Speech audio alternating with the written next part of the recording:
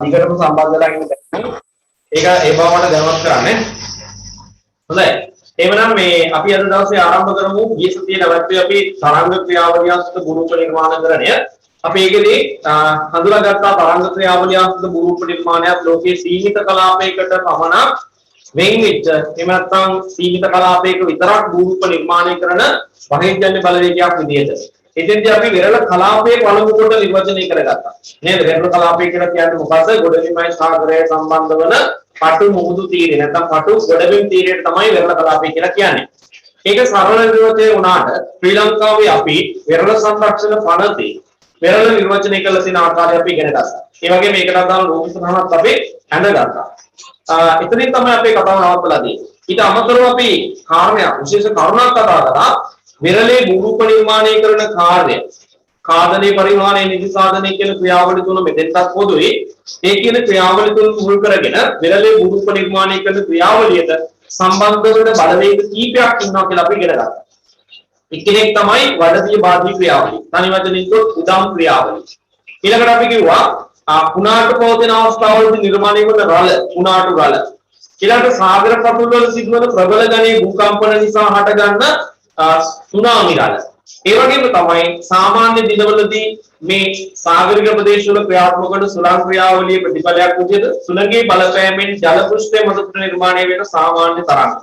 මෙන්න මේ කියන බලවේග හතර තමයි විරලේ ගුරුප නිර්මාණය කරන ක්‍රියාවලිය සම්බන්ධයෙන් දායක වෙන්නේ. නමුත් අපි දන්නවා දීර්ඝ කාලයක ඉඳලා විරලේ ගුරුප නිර්මාණය කරන ක්‍රියාවලියට අනිත් අය දායක වුණාට වැඩිපුරම ගුරුප නිර්මාණය කිරීමේ කාර්යයට සම්බන්ධ වෙන්නේ सामान्य रल එහෙම නැත්නම් සුළඟ නිසා සාගරික ජල පෘෂ්ඨයේ මතු පිට නිර්මාණය වන සාමාන්‍ය තරංග මගින් කියන කාරණේ.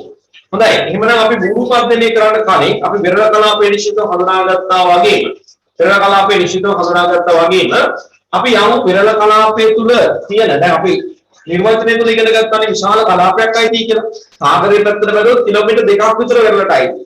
නේද? ගොඩබිම් පැත්තට බැලුවොත් මීටර් 300ක්. ජලස්ථානයක් සම්බන්ධ වෙන තැනක නම් කිලෝමීටර් 2ක් රටපැත්තට නේද මහා විශාල කලාපයක්. එතකොට අපිට සිද්ධ වෙනවා විරලේ නිර්මාණය වන භූමික ගැන අධ්‍යයනය කරනකොට මෙන්න මේ වගේ සටහනක් ඇසුරේ විරලේ දික්පැතිකඩ සටහන. දැන් ඔබ රැල්ල පාගන්න ගිහිල්ලා ඉන්නේ මෙන්න මෙතනනේ නේද? රැල්ල කියන ස්තරයේ දීර්ඝාවශේෂ විදිය මත තමයි ඔබ ඉන්නේ. ඒ ඉඳගෙන සාගරය පැත්තට බලනකොට අපිට පුළුවන්කම තියෙනවා පුතේ දික්පැතිකඩ සටහන කොටස් කීපයකට වෙන් කරගන්න. දික්පැතිකඩ සටහන කොටස් කීපයකට වෙන් කරන්න පුළුවන්. එකක් තමයි අපි මේ විරලෙන් ඉඳලා බලා ඉන්නකොට ඈතින්ම පේන ගැඹුරුම සාගරය. මෙන්න එක කොටසක්. මම ඒක වෙන් කරලා තියෙන මෙතන අංක 1 දාන්න. මෙතන අංක 1ට කියන්නේ ගැඹුරුම සාගරයට කියන්නේ ඔබ විරල. ඔබ විරල. ඊළඟට ඒ ගැඹුරු සාගරයේ ඉඳලා ගොඩබිම පැත්තට එනකොට හම්බ වෙනවා ඊට වඩා ගැඹුරින් අඩු විරල කලාපයක්.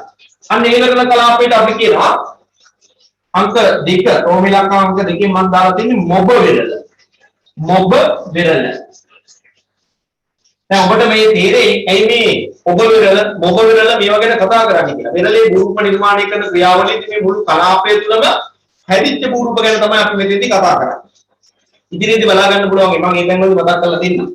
ඊළඟට තුන්වෙනි කොටස තියෙනවා උදේ. දැන් අර ඔබ වෙරළේදී මොබ වෙරළේදී අපිට පේන්නේ රළගෙඩි වර්ධනය වෙලා නිර්මාණය වෙලා ගොඩබිම කරා එන ආකාරය පේන්නේ නේද? ගැඹුරු සාගරයේදී අපිට රළ නිරීක්ෂණය කරන්න ලැබෙන්නේ ඇයි? ජල පෘෂ්ඨයේ මතු පිට තියෙන මේ ජලාංශු සුළඟ මගින් මොකද කරන්නේ? වෘත්තාකාරව භ්‍රමණය කරනවා. ඒ භ්‍රමණය කිරීමේ ප්‍රතිඵලයෙන් මේ අපිට පේන්නේ රළක් නිර්මාණය වෙනවා. හැබැයි ඉතින් ගැඹුරු සාගරයේදී නොපෙනෙන්නේ ඇයි? ගැඹුරු සාගරයේදී මේක පේන්නේ විදියක් නැත්තේ සාගරයේ ගැඹුර වැඩි වෙනකොට ඒක අභ්‍යන්තරයට පැතිරලා යන ඕන තරම් ඉඩ තියෙනවා. දැන් මේ විදිහට සාගර ජල පෘෂ්ඨය මතින් වේගයෙන් සුළංගමාගෙන යනකොට ඒ ජලාංශු වෘත්තාකාරව භ්‍රමණය කිරීමක් කරන්නේ නේද? ජලාංශු වෘත්තාකාරව භ්‍රමණය කිරීමක් කරනවා. ඒ භ්‍රමණය කිරීම කරනකොට යටට මේක බලපාන්නේ කොච්චර සීමාවක් දක්වාද? දැන් කොච්චර සාගර පත්‍රයේ අභ්‍යන්තරයට මේක බලපානවා. सामान्य रल मगिන් सामान्य तरंग මගින් නිර්මාණය වන වෘත්තාකාරව දෝලණය වන ජලාංශ වල බලපෑම තියෙන පුතේ මීටර 50ක් විතර ගැඹුරයි. තේරුණාද? එතකොට මේ මීටර 50ක් විතර අභ්‍යන්තරයට පැතිරිලා ගිහිල්ලා මේක මේ භූමිය සමග ස්පර්ශ වීම පටන් ගන්නෙ කොතෙන්ද? අන්න එතෙන්දි තමයි මේක පැතිරෙන්න තවදුරටත් ඉඩ නැහැ නේද? පැතිරෙන්න ඉඩ නැති නිසා ඉහළට උස්සන වර්ධනය කළා වෙනවා. ඔන්න රළ නිර්මාණය වීම ආරම්භ වෙන කලාවක් වෙනවා. හරි? අන්න එතෙන්දි තමයි පේන්නේ. ඒක ඉස්සරහට එන්න තව මොකද වෙන්නේ? තව ගැඹුරු අඩු වෙනවා. එන්න රළ ඉහළට වර්ධනය වෙන ආකාරය තමයි අපිට පේන්න පටන් ගන්නේ. එතකොට මෙන්න මේ රළ නිර්මාණය වීම ආරම්භ වෙලා ගොඩබිම කරා වේගයෙන් ඇදී එන්න පටන් ගන්න මෙන්න මේ සීමාවට අපි කියනවා රෝමිලක්කන අංක 3 වෙන්නවා තියෙන්නේ මෑත වෙරළ. එතකොට ඔය මෑත වෙරළ තුල තමයි අර රළ නිර්මාණය වීමේ ක්‍රියාවලිය අපි ඒකට කියනවා උත්තරණ ක්‍රියාවලිය ආරම්භ වෙන්නේ. රළ ගෙඩිය වර්ධනය වෙනවා අපිට පීගෙහින් දකින්න ලැබෙන අවස්ථාව අපිට හම්බ වෙන්නේ මේ මෑත වෙරළ තුල. ඊට පස්සේ මේ මෑත වෙරළේ ආරම්භ වෙලා වර්ධනය වෙච්ච රළ වේගයෙන් ගොඩබිම කරා ඇවිල්ලා ඔබ දන්නවා පෙර පහර ඇති කරනවා. රළ උඩරිමේ වර්ධනය වෙලා ගොඩබිමට පහර දෙනවා. නේද? ඒ පහර දෙන මුල් අවස්ථාවන අපි කියන්නේ මොකක්ද? පෙර පහර ඇති කිරීම. ඊළඟට තමයි පෙර පහර ඇති කළාට පස්සේ මොකද වෙන්නේ? රළයේ තිබිච්ච ශක්තිය බිඳිලා අර වැල්ල මත ජල පහර විසිරීලා ගිහිල්ලා හිමීට ආපහු පහළට ඇදිලා යනවා. මෙන්න මේ දුර්වලව ජල පහර ආපහු ඇදිලා යන අවස්ථාවට අපි කියන්නේ පිලිසෝදාව. එහෙනම් ඔන්න රළ වර්ධනය වුණා, ගොඩබිම කරා ඇවිල්ලා වෙරළට පහර දුන්නා. පහර දීලා ශක්තිය බිඳ වැටිලා ජල කඳ වැල්ල මත විසිරීලා ගිහිල්ලා ආපහු හිමීට ඇදිලා යනකොට අපි කියනවා පිලිසෝදාව. එහෙනම් පෙර පහර සහ පිලිසෝදාව කියන මේ ක්‍රියාවලි දෙක සිද්ධ වෙන මෙන්න මේ කොටසට තමයි අපි කියන්නේ වැල්ල. මෙතනදි තමයි ඇවිල්ලා බිඳිලා යන්නේ. නේද? ඔය බිඳියාමේ ක්‍රියාවලිය පෙර පහර සහ පිලිසෝදාව කියන ක්‍රියාවලිය නිසා රළ මගින් ගෙන ආපු ඥාති ටික මෙතන තැන්පත් කරලා තියෙනවා. අන්නේ නිර්මාණය කරන ජීර්ණාවශිෂ්ට විදියට අපි කියනවා වැල්ල කියලා. එහෙනම් මේ අංක 4ෙන් පෙන්නලා තියෙන්නේ ඔයගොල්ලන්ට වැල්ල. අංක 4 වැල්ල. ඊට පස්සේ ඔයගොල්ලන්ට තියෙන්නේ ආකාරය ගැටලුවක්ද? හොඳයි මේ වැල්ලෙන් පස්සේ දැන් ඔයගොල්ලෝ කල්පනා කරලා බලන්නකෝ වැල්ල පාගන්න යන්න කලින් ඊට පෙර පහු කරගෙන යන භූමියක් තියෙනවනේ නේද? පාගගෙන යන පරණ වැල්ල බිමක් තියෙනවා. නේද? ඉස්සර නිර්මාණය වෙච්ච වැලි බිමක්. අන්නේ වැලි බිමට කියන්නේ පුතේ අපි පෑල වෙරළ කියලා. පිටුපස වෙරළ කියන එකනේ මේ පෑල කියන වචනේ තේරුම පිටුපස කියන එක. නේද? මේ සාමාන්‍ය වැල්ලට පිටිපස්සෙන් නිර්මාණය වෙන වැල්ලට තමයි අපි කියන්නේ පෑල වෙරළ එහෙම නැත්නම් පෑල වැල්ල. කවරමක් කොහොමද කියනවා? පොහුණා බිම. ආගරේ මේ මයික්‍රොෆෝන් එක ඔන් වෙලා තියෙනවා. පොහොනා බීම. හොඳයි දැන් ඔය විස්තරේ ලියන්න කලින් ඔයගලන්ට තියෙනවා ටියුට් එකේ ඉඩක්. නේද? ටියුට් එකේ ඉඩක් තියෙනවා. අන්නේ ඉඩ තියෙන තැන ඔයගලන්ට පුළුවන් මේ සටහන අඳින්න. මම ටියුට් එක ඔයගලන්ට ෂෙයා කරන්නම්. එතකොට කොතෙන්ද කියලා ඔයගලන්ට අවබෝධ කරගන්න පුළුවන් වෙයි.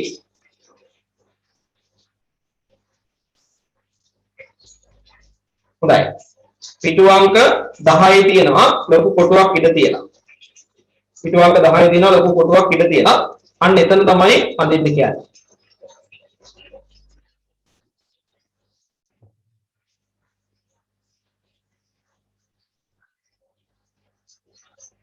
ඇඳලා ඉවර ඉක්මනට අත උස්සන්න බලන්න.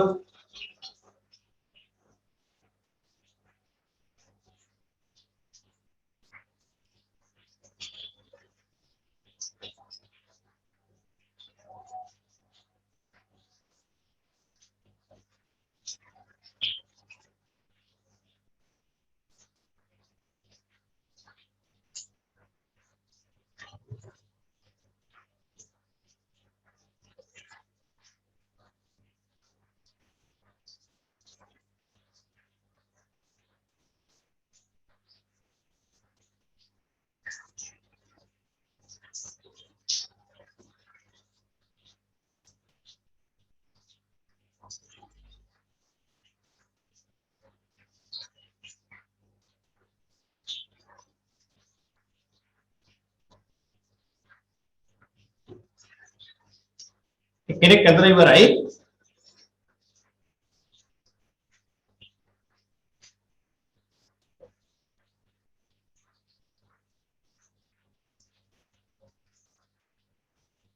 දෙන්නෙක් වැඩ ඉවරයි.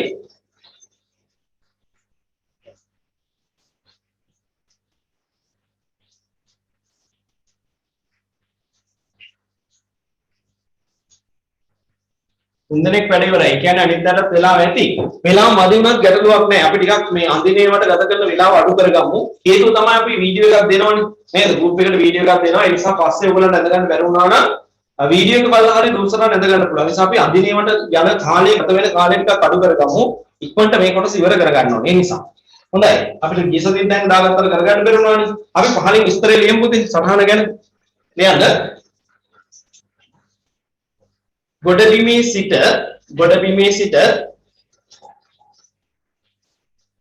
ගොඩබිමේ සිට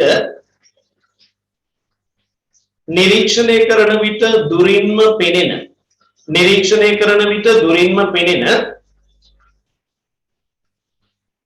ගොඩබිමේ සිට නිරීක්ෂණය කරන විට දුරින්ම පෙනෙන ගැඹුරු සාගරය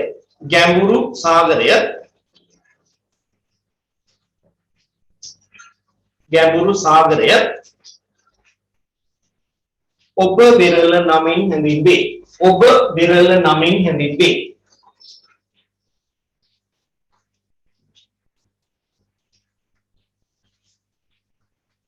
ඔබ විරලේ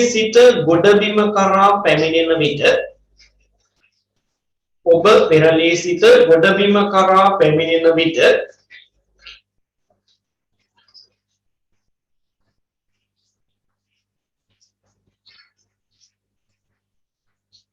ඊළඟට හමුවන ගැඹුරින්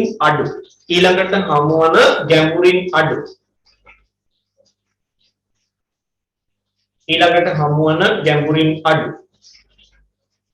සාගර කලාපය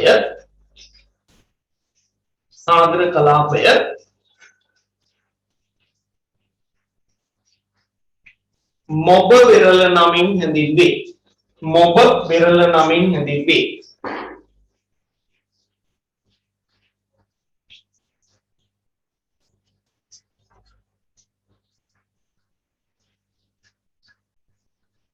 ගොඩබිමත් සාගරයක් ගොඩබිමත්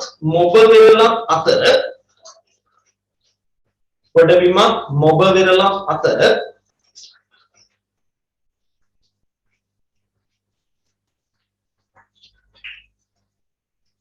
පිහිටන ගැඹුරින් අඩු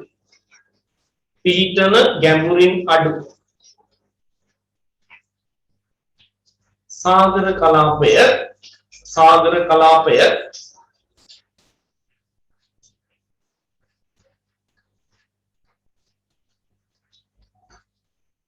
මෑත වෙරළ නමින් හැඳින්වේ.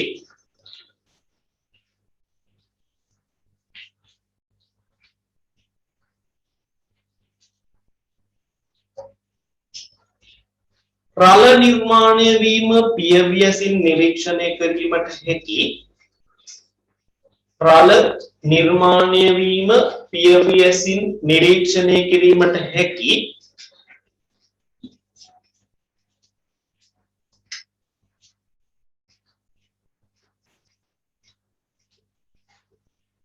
මෙන්න වචනේ තියනවා කියලා උත්තරණ කලාපය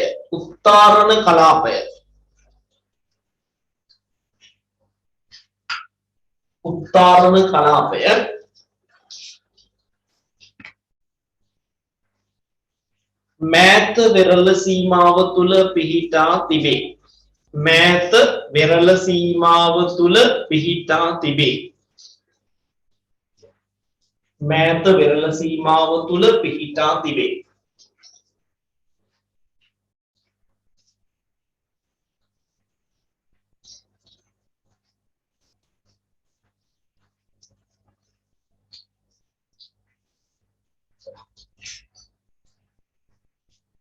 ගොඩබිම කරා ඇදී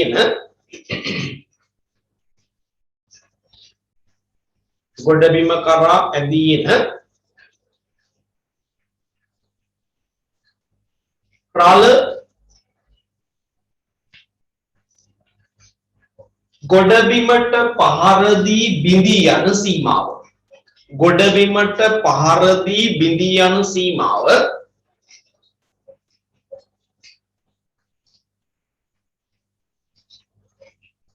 බෙරළත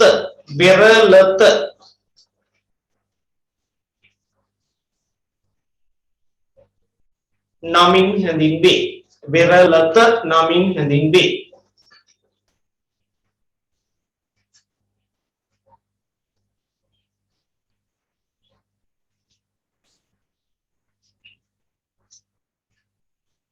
රළ ගොඩබිමට පහර දීම පෙර පහර ලෙසත්. රළ ගොඩබිමට පහර දීම පෙර පහර.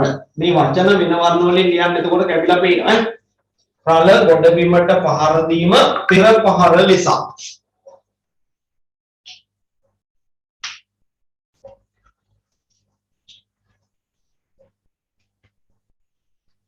ඉන් අනතුරුව බිඳී යන රළ ඉන් අනතුරුව බිඳී යන රළ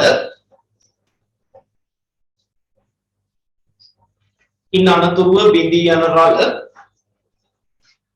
එකක් වෙන වර්ණකින් ලියන්න.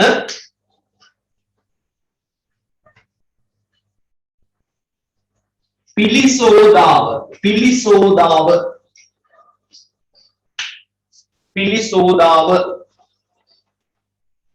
නමින්ද හැඳින්වේ.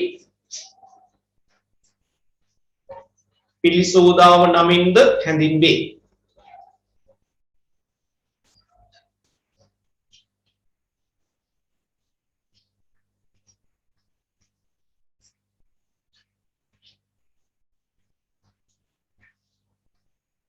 තරංග පහර මගින් ගෙන ආ වැලි හා ජීර්ණාවශේෂ ද්‍රව්‍ය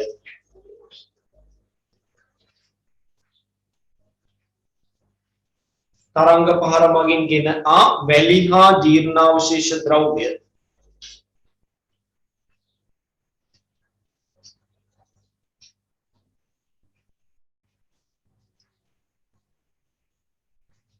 නිදි සාධනය කිරීමෙන් නිර්මාණය වූ ජීර්ණාවශේෂ ස්තරය.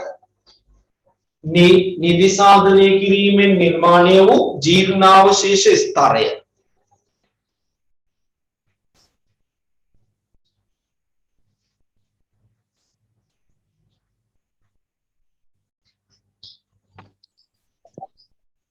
ජීර්ණාවශේෂ ස්තරය වැල්ල නමින්ද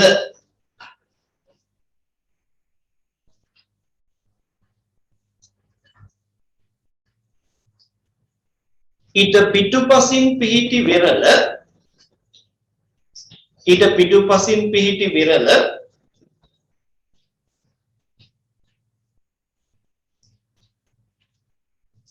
පෑල වෙරළ හිවත් පොහොනා බිම. මෙන්න තියෙනවා වචනේ පෑල වෙරළ හිවත් පොහොනා බිම. පෑල වෙරළ හිවත් පොහොනා බිම නමින්ද හැඳින්වේ. පෑල වෙරළ හිවත් පොහොනා බිම නමින්ද හැඳින්වේ. හොඳයි එහෙමනම් ඔන්න අපි පැහැදිලි කරගත්තා වෙරළේ දික්පැතිකඩ සටහනේ කොටස් ටික නේද? කොටස් ටික හඳුනාගත්තා. බලන්න මෙහෙම කියනවා ඊට පස්සේ වෙරළ කලාපයේ නිර්මාණය වන සාමාන්‍ය තරංගය සතු චාලක ශක්තියෙන් වෙරළේ ඇති පාෂාණ ඔන්න අන්ඩර්ලයින් කරගන්න කාදනය පරිවහනය හා නිදි සාධන යන ක්‍රියාවලි ත්‍රිත්වය සිදු කරමින් භූලක්ෂණ නිර්මාණය කරයි. එහෙනම් තරංගයේ සතුව තියෙන චාලක ශක්තිය මගින් තමයි පාෂාණ කඩලා බිඳලා සූරල ජීර්ණාවශේෂ එකතු කරන කාදන ක්‍රියාවලිය කරන්නේ. එසේ එකතු කරගන්නා කාදිත ජීර්ණාවශේෂ තව දැනකට ගෙන යාම නැත්නම් පරිවහනය කරන්නේ සහ චාලක ශක්තිය දුර්වල වූ විට ඒ දේවල් නිදි සාධනය කිරීමත් කියන ක්‍රියාවලිය තමයි සිද්ධ වෙන්නේ මේ භූරූප නිර්මාණය කරන වැඩේදී.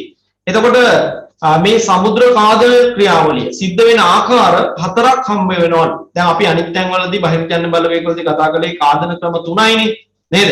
මොනවාරි කාදන ක්‍රම 3ක් ගැන තමයි කතා කළේ. හැබැයි බලන්න වෙරළේ මේ සිද්ධ වෙන තරංග ක්‍රියාවලිය, තරංග කාදන ක්‍රියාවලියේදී මේ කියන කාදනය ක්‍රම 4කට වෙනවා. අලුත් එක්කෙනෙක් ඉගෙන ගන්න වෙලා තියෙනවා. බලන්නකො මොනවද කියලා. පළවෙනි එක දන්න කෙනෙක්, දෙවෙනි එකක් දන්න කෙනෙක්. ඝර්ෂණය සංඝර්ෂණය කලින් අහලා තියෙනවනේ. නමුත් අපි බලමුකෝ මොකද්ද කියන්නේ කියලා. සංඝර්ෂණය කියලා කියන්නේ විවිධ ප්‍රමාණයෙන් හා හැඩයෙන් යුතු පාෂාණ සුන්බුන් සහිත මුහුදු රළ මුහුදු රළ විරලී ඇති දඹ සමග ගැටීමෙන් ඒ කියන්නේ බෑවුම් වල ගැටිලා ගැටීමෙන් ගෙවා දැමීම තමයිලු සංඝර්ෂණය කියන්නේ. රළ මගින් ගේනවනේ වැලි කැට බොරළු කැට ඒවා ගෙනල්ලා අර විරලී බෑවුමේ ගැටෙන්න සලස්සනවා නේද? ගැටීමට සලස්සලා ගෙවලා දාන වෙලෙට තමයි කියන්නේ සංඝර්ෂණය. ඊළඟට බලන්න කියනවා ඝර්ෂණ ක්‍රියාව. ඝර්ෂණ ක්‍රියාවලිය තරංග සමග පරිවහණය කෙරෙන පාෂාණ සුන්බුන් එකිනෙක ගැටි කුඩා කොටස් වලට කැඩී වෙන්වීම තමයි මෙතෙන්දි ඝර්ෂණය කියන්නේ. ඒ කියන්නේ රළ මගින් ගේනවා වැලි ටික බොරළු ටික අරගෙන එනවා. ඒ ගේනකොට ඒවක් එන අතර මගදී එක එක ගැටෙනවා. එකිනෙක ගැටෙනවා. ඒ ගැටිලා සිද්ධ වෙන කාදනයට තමයි කියන්නේ ඝර්ෂණ ක්‍රියාවලිය. ඊළඟ බලන්න කියනවා ද්‍රාව ක්‍රියාවලිය සහ ද්‍රාවන ක්‍රියාවලිය. ද්‍රාවන ක්‍රියාවලිය කියන එක නම් ඔබ දන්නවා නේද? ද්‍රාවන ක්‍රියාවලිය කියලා කියන්නේ මුහුදු ජලයේ තියෙන අම්ල වර්ග සමග ලවණ වර්ග සමග මේ බෙරළේ මතුවලා තියෙන පාෂාණ ප්‍රතික්‍රියා දක්වලා ඒ පාෂාණ දිය කර හැරීමේ ක්‍රියාවලිය නේද? පාෂාණ දිය වෙලා යනවා නම් ඒකට කියන්නේ ද්‍රාවන ක්‍රියාවලිය. දැන් හුණු ගලට වෙන වැඩි අපි දන්නවනේ නේද? බෙරළේ උනත් වෙන තැනක උනත් හුණු ගලට වතුර වැන්නාම මොකද වෙන්නේ? දිය වෙනවා නේද? කැල්සියම් කාබනේට් කැල්සියම් බයිකාබනේට් විදිහට දිය වෙලා යනවා. අපිට ඒක ජලයේ දිය වෙලා යනවාද කියලා පේන්නේ නැහැ නේද? ඒ නිසා අපිට පේනවා හුණුගල් සහිත වෙරළක නම් අපිට පේනවා ද්‍රාවන ක්‍රියාවලියක් වෙයි. නැත්නම් අනිකුත් මෘදු පාෂාණ තියෙන වෙරළක නම් සාගර ජලය මගින් ඒවා සෝදලා දිය කරලා හරිනවා. හරි? ඊළඟට බලන්න කියනවා ද්‍රාව ක්‍රියාවලිය කියන්නේ ඊට වඩා වෙනස් එකක් තමයි. ද්‍රාව ක්‍රියාව කියන්නේ ඊට වඩා වෙනස් එකක්. ඔකට ඉංග්‍රීසියෙන් කියනවා හයිඩ්‍රොලික් ඇක්ෂන්. ඔකද වෙන්නේ මොකද්ද? දැන් ඔයගොල්ලෝ දන්නවා මෑත වෙරළේ නැත්නම් වෙරළතේදී පෙරපහර ඇති කරනවනේ නේද? පෙරපහර ඇති කරනවා. අපි හිතමු මේ තියෙන්නේ මේ වෙරළේ මතුවෙච්ච පාෂාණ පෘෂ්ඨයක්. හරි? මේකේ තියෙනවා විවිධ ප්‍රමාණයේ සිදුරු. මේ පාෂාණ පෘෂ්ඨයේ මත මම ටිකක් ලොකු කරලා අඳිනවා සිදුරක් දෙකක්. හරි? සිදුරක් දෙකක් ලොකු කරලා අඳිනවා. ඔන්න වෙරළේ මතුවලා තියෙන පාෂාණ පෘෂ්ඨයේ ස්වභාවය. හරි? මේ තමයි සාගරේ. ඔන්න සාගරේ නැගින රළ මේ විදිහට විශාල රළක් විදිහට වර්ධනය වෙලා මොකද කරන්නේ? මේ පාෂාණ පෘෂ්ඨයේ මත ගැටෙන්න සලස්සනවා. මේක මත තමයි දමා ගහන්නේ. නේද? දවල ගන්නවා මේ විශාල මේ බලයක් සහිතව. එතකොට මොකද වෙන්නේ? මේ රළ ඇවිල්ලා මේ පාෂාණ පෘෂ්ඨය මත ගැටෙන්න කලින් මේ කියන කුඩා සිදුරු සමහරට අපිට ඇහැට නොපෙනෙන ඒවා වෙන්න පුළුවන්. නේද? කුඩා සිදුරු පිරීලා තියෙන වායු ගෝලයේ තියෙන වායුන්ගේ. සමහරට මේක ජල ස්තරයකින් භාගයක් විතර වැහිලා තියෙන්න පුළුවන්. ඒක හරි. ඒ කලින් ඇති කරපු රළ මගින් නේද? ගෙනාපු ජලයේ වැහිලා තියෙන්න පුළුවන්. නමුත් අපිට පේනවා මේක පිරීලා තියෙන්නේ වායු ගෝලයේ තියෙන වායුන්ගේ ඒ කුහරය. හැබැයි අනපේක්ෂිත වෙලාවක බලාපොරොත්තු නැති වෙච්ච වෙලාවක අර උඩින් ඇවිල්ලා එකපාරට වදින රළ මගින් මොකද කරන්නේ? අර පීඩනය අධි පීඩනයක් බවට පත් කරනවා. නේද? මේ කුහරය ඇතුළේ පීඩනය අධික කරනවා, වැඩි කරනවා. ඒතර මොකද වෙන්නේ? මේ අධික තෙරපීමක් ඇති වෙලා අවදී මේ පාෂාණ කුහරයේ මේ පැති බිත්ති වල තියෙන කණිජ කොටස් වල බැඳීමට ශක්තිමත් භාවයට ඒ පීඩනය බලපානවා. බලපාලා මේ පාෂාණයේ කොටස් වලට කැඩිලා මේ බිත්ති ගෙවිලා යන්න පුළුවන්.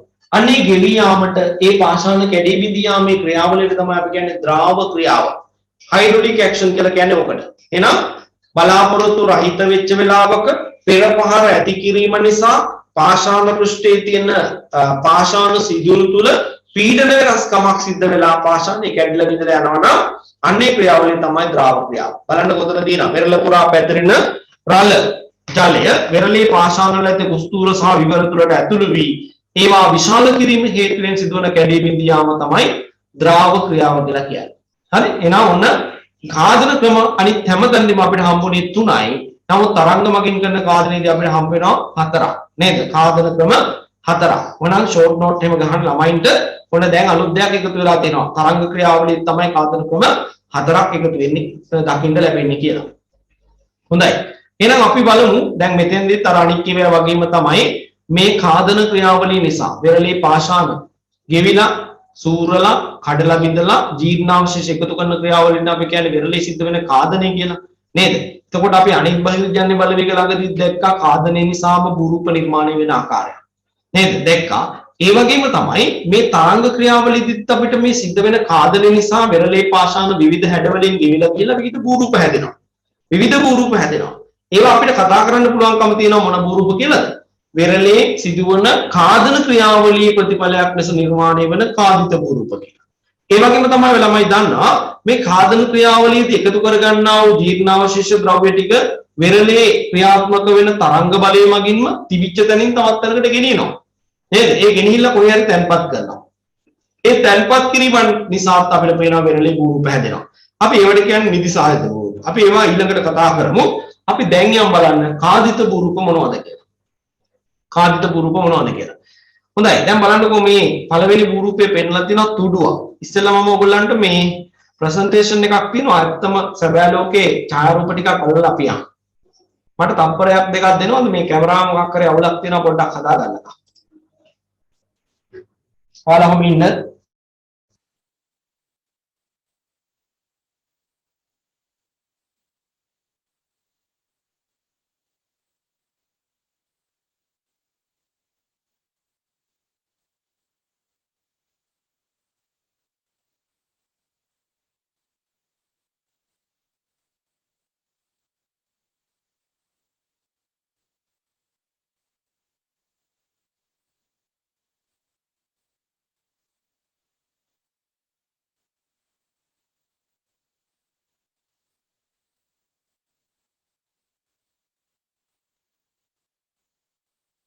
සෑහෙන්නේ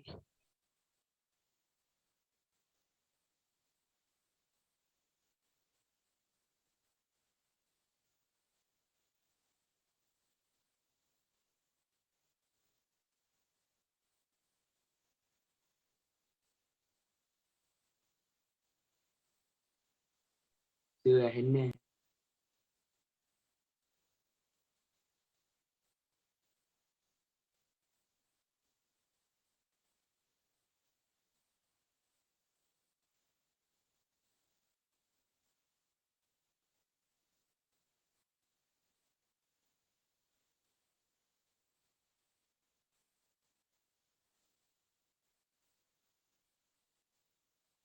සෑහෙන්නේ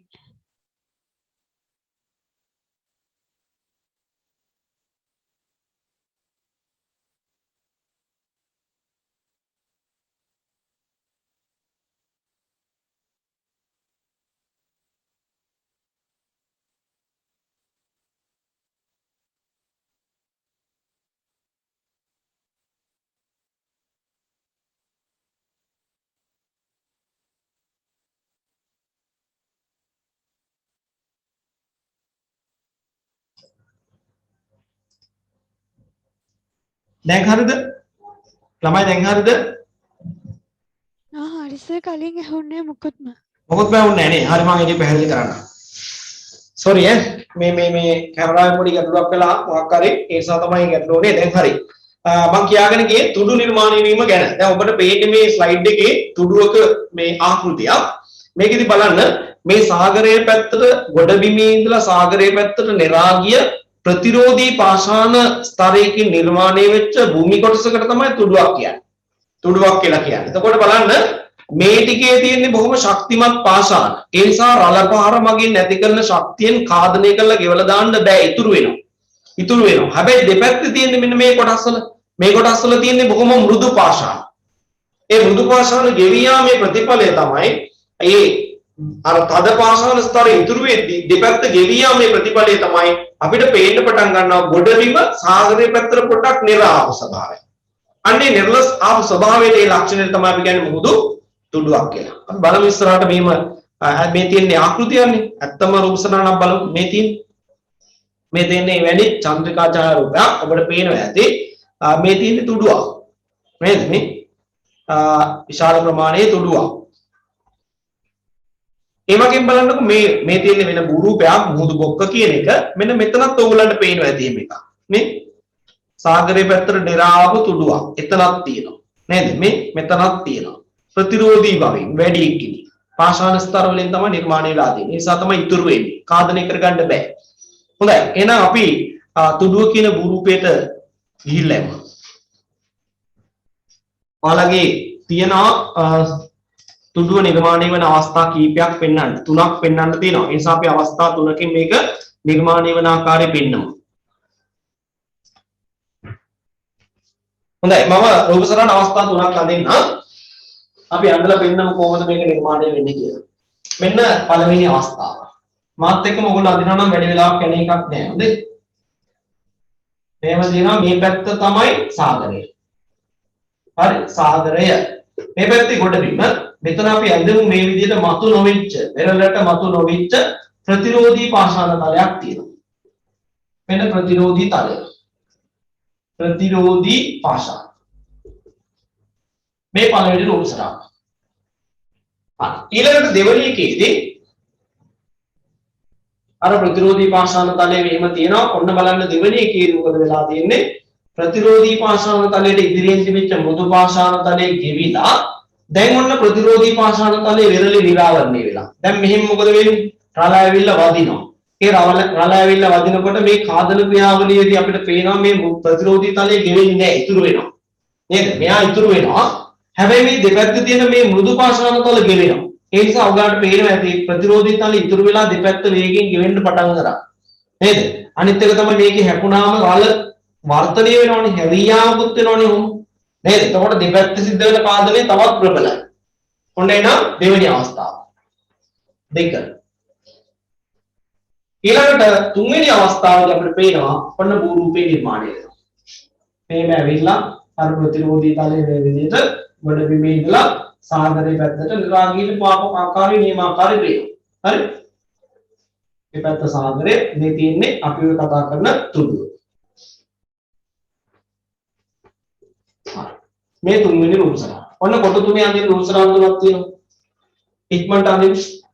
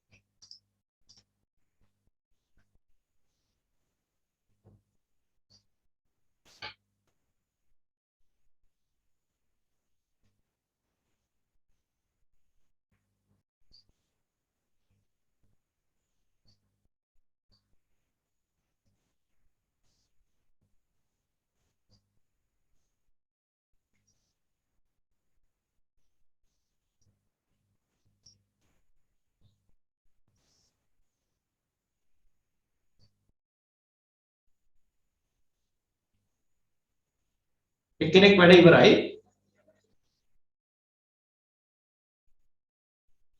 දෙන්නෙක් වැඩ ඉවරයි. තුන් දෙනෙක් වැඩ ඉවරයි. හතරක් ඉවරයි. හරි හරි. ඇති. අපි විස්තරය ලියමු.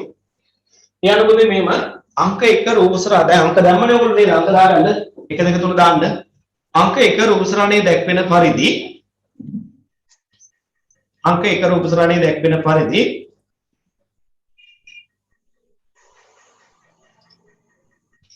अंक 1 රූපසරණයේ දැක්වෙන පරිදි වෙරළට ආසන්නයේ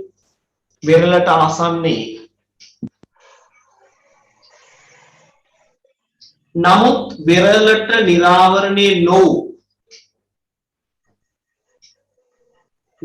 වෙරළට නිරාවරණය නොවූ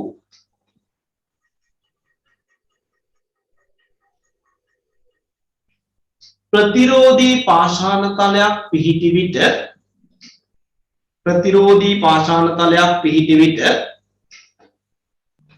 සර් පොඩ්ඩක් වෙරළට කියන තැන ඉඳන් චුට්ටක් කියනවාද? වෙරළට නිරාවරණය නොවූ ප්‍රතිරෝධී පාෂාණ තලයක් පිහිටි විට තරංග පහර මගින් සිදු කරන කාදනී ප්‍රතිඵලයක්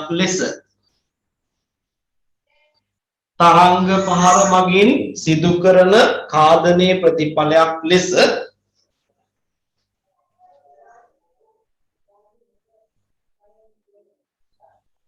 තරංග පහර මගින් සිදු කරන කාදනී ප්‍රතිඵලයක් ලෙස ඊට ඉදිරියෙන් නැති මෘදු පාෂාණ ස්තරය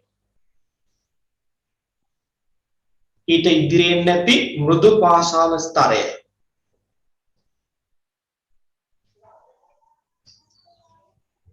කාදනය කොට ඉවත් කිරීම නිසා ඊට ඉදිරියෙන් නැති මෘදු පාෂාණ ස්තරය කාදනය කොට ඉවත් කිරීම නිසා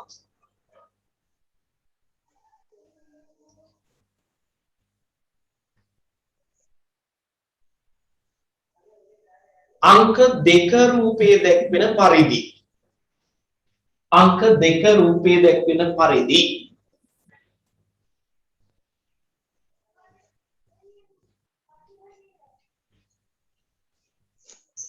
प्रतिरोधी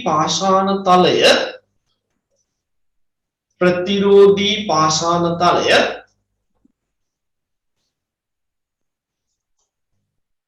विरलट निरावरणीय कराय प्रतिरोधी पाषाण तलय विरलट निरावरणीय कराय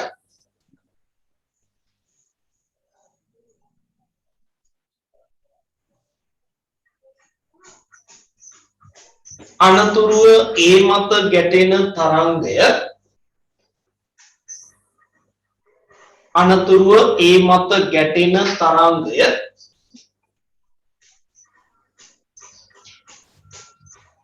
දෙපසට වර්තනය වේ. අමින්දු ඉමාල්ක මයික්‍රොෆෝන් එක ඔෆ් කරගන්න. ඒ මත ගැටෙන තරංගය මෙන්න වචනේ තියෙනවා වර්තනය දෙපසට වර්තනය වී යාම නිසා දෙපසට වර්තනය වී යාම වර්තනය කියන්නේ හැරිලා යනවා මේ දෙන්නේ පෙන්නලා දෙපසට වර්තනය වී යාම නිසා දෙපසින් පිහිටි මෘදු පාෂාණ තලය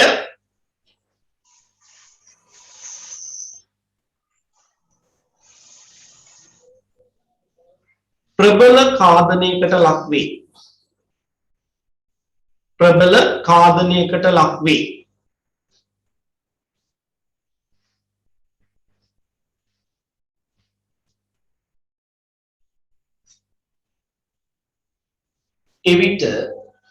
එවිට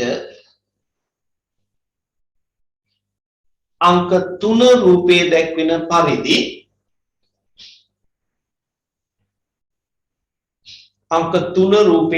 प्रतिरोधी पाषाण तलයකින් निर्माणය වූ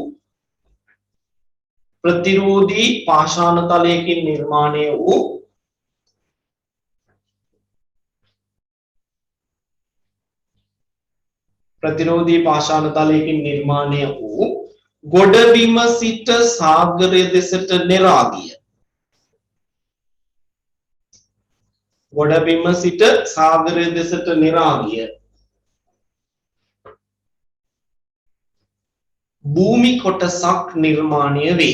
භූමි කොටසක් නිර්මාණය වේ.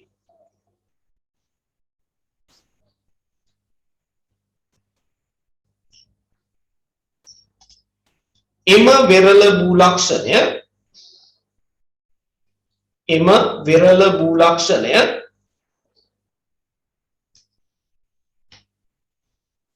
තුඩු ලක්ෂණය නමින් හැඳින්වේ.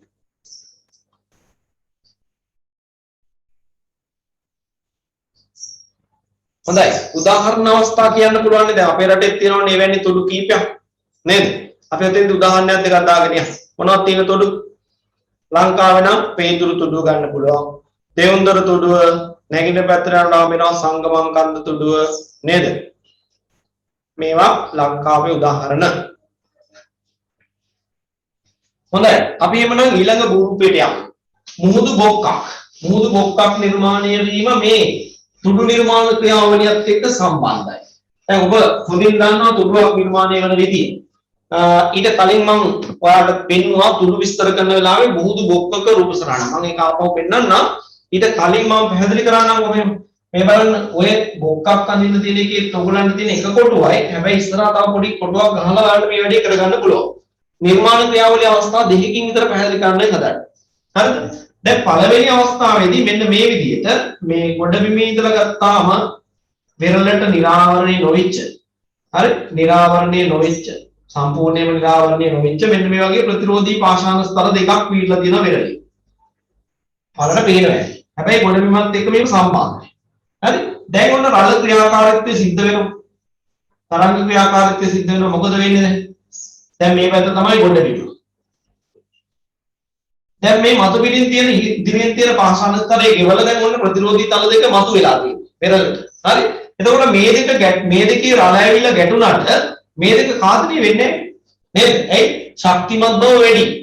ශක්තිමත් බව වැඩි. එතකොට ළමයි මේකෙදි වෙන්නේ මේ දෙපැත්තේ තියෙනම ගෙවිලා මේ මෘදු පාෂාණ ගෙවිලා. ඒ වගේම තව ඔයගලන්ට පේන ඇති මේ ප්‍රතිරෝධී පාෂාණ කුළු දෙක මැද්දේ තියෙන මෘදු තලයක්. ඒ කියන්නේ මම මේ කතරකින් ලකුණු කරපු මෙන්න මේ. නේද? මේ ටික. මේ ටික ප්‍රබල ඝාතනයකට ලක් වෙන්න පුළුවන්. මේ දෙපැත්තටත් වඩා. ඇයි? මෙන්න මේ ප්‍රතිරෝධී තල දෙකේ ගැටෙන තරංග පාරට මොකද වෙන්නේ? ගැටිලා එයා හැරෙනවා. නේද? වර්තනය වෙනවා. අර කලින් කිව්වේ උපසරණේ පේන්නේ. මෙන්න මේ විදිහට වර්තනය වීමක් වෙන්න පුළුවන්. මේ දෙපැත්තේ. අන්න එතකොට ඔයගලන්ට පේනවා ඇති මේ ප්‍රතිරෝධී තල දෙකට මැද්දේ තියෙන මෙන්න මේ මෘදු තලය මේ දෙපැත්තේ තියෙන මෘදු තල දෙකට වඩා වේගයෙන් ගෙවෙන්න පටන් ගන්නවා. ගෙවෙන්න පටන් ගන්නවා. එතකොට ඔයගලන්ට යම් කාලයකදී පෙනෙයි මේක මෙන්න මේ දෙවෙනි අවස්ථාවේ මෙන්න මෙහෙම ගෙවිලා ගිහින්. මෙහෙම ගෙවිලා ගිහින්. ඊළඟට තවත් කාලයක් ආදනය වෙනකොට අපිට පෙනෙයි මෙන්න මේ විදිහට ගෙවිලා ගිහින්. නේද? ඊළඟ තවත් කාලයක් ආදනය වෙනකොට අපිට මේක පේන්න පටන් ගන්නවා මෙන්න මෙහෙම ගෙවිලා ගිහින්. නේද? ඔන්න රූපේ නිර්මාණය. ඔන්න දැන් අපිට පේනවා තුඩු දෙකක් මැද්දෙන් සිදුවන වේගවත් ඛාදනය නිසා ගොඩබිම පැත්තට කාවැදිලා ගිහින් හැරිලා ගිය කරදිය ජලයේ පිරුණු ස්ථානයක් නිර්මාණය වෙනවා අපිට පේනවා. නේද? නිර්මාණය වෙනවා අපිට පේනවා. අන්න ඒ ලක්ෂණයට අපි කියනවා මොකක් කියලා? මුහුදු බොක්කක්. මුහුදු බොක්කක්. එහෙනම් ඔයාලට පළවෙනි උපසරණ විදිහට මේක අඳින්න පුළුවන්. ඊට පස්සේ අපි ප්‍රතිඵල අවස්ථාව අඳින්නේ. මෙහෙම කරමු. අපි මේ කාදන අවස්ථාවන් ටික කඩේලි වලින් පෙන්නමු. මේ විදිහට. හරි? මේ විදිහට පෙන්නමු. මේ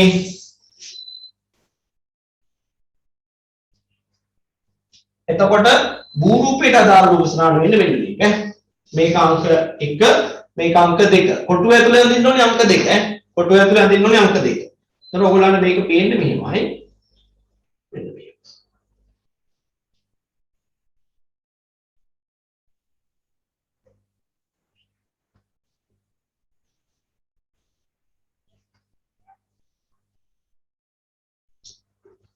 මුහුදු බොක්ක. අපි උපසරණ බලලෙමු. ඒතකොට වඩා හොඳට පේනවා. පැහැදිලි වෙනවා. මම PowerPoint presentation එක ඔයගලන්ට share කරන්නම්.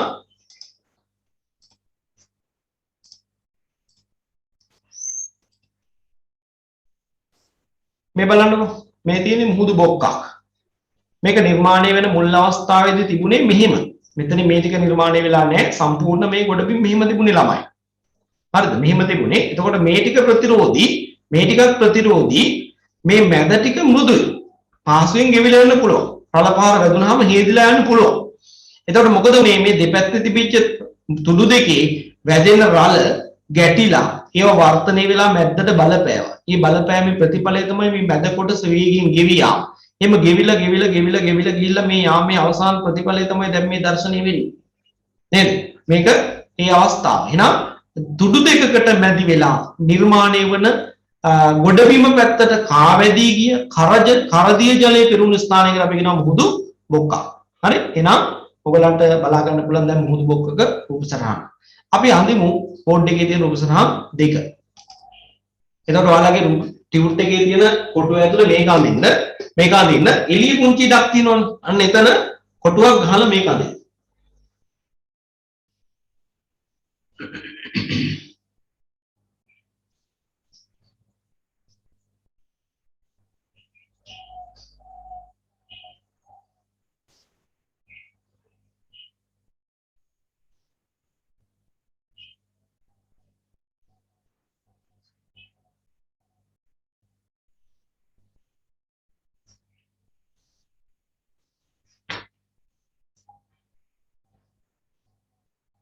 කෙනෙක් ඇඳලා ඉවරයි.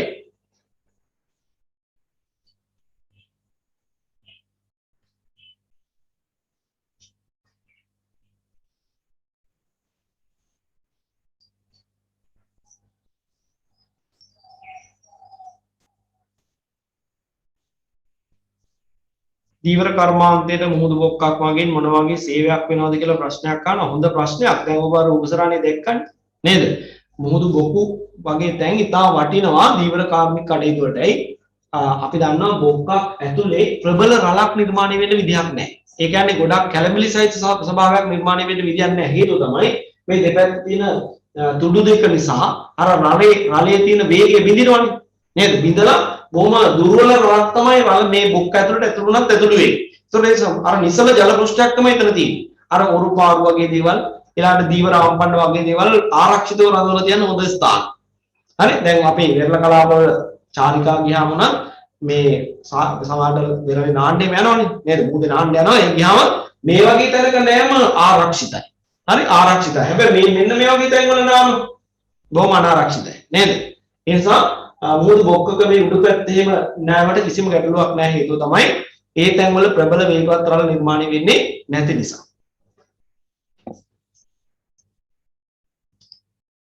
ඇති නේද වෙලා උපසරණ අඳින්න. අපි යන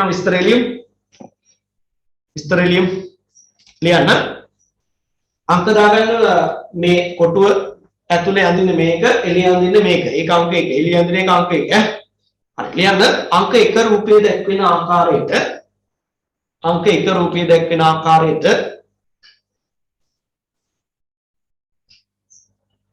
එකිනෙකට දුරස්ව පිහිටි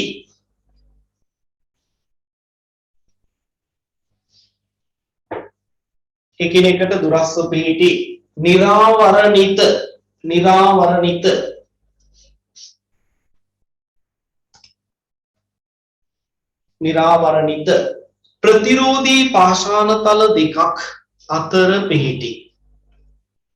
නිරාවරණිත ප්‍රතිරෝධී පාෂාණ තල දෙකක් අතර පිහිටි.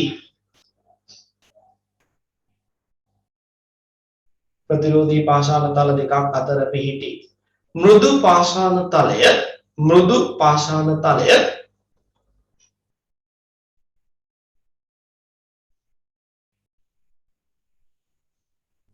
තීව්‍ර ඛාදනයකට ලක් වී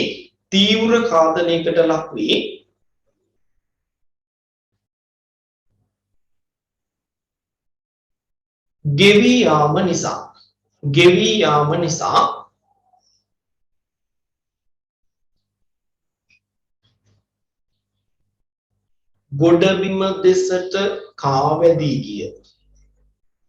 යාම නිසා ගොඩබිම දෙසට කාවැදී ගිය.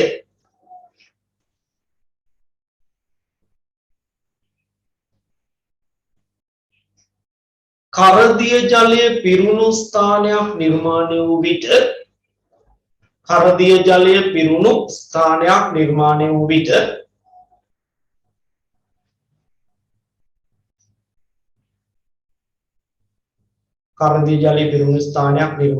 විට ඒවා මුහුදු බොකු නමින් හැඳින්වේ.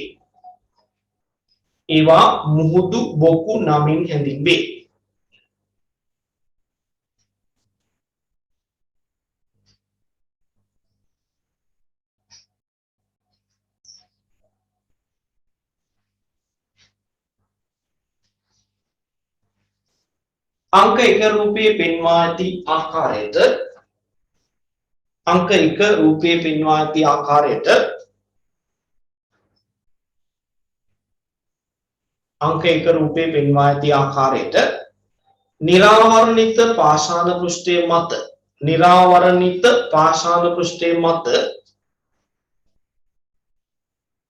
निरावरणित पाषाण पृष्ठे मत ගැටෙන තරංගය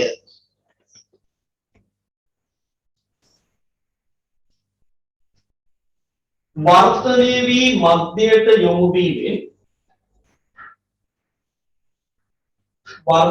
වී මධ්‍යයට යොමු වීමෙන් වර්ධනය වී මධ්‍යයට යොමු වීමෙන්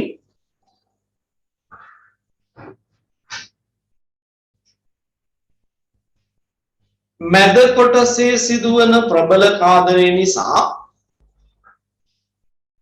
මැද කොටසේ සිදුවන ප්‍රබල ඛාදනය නිසා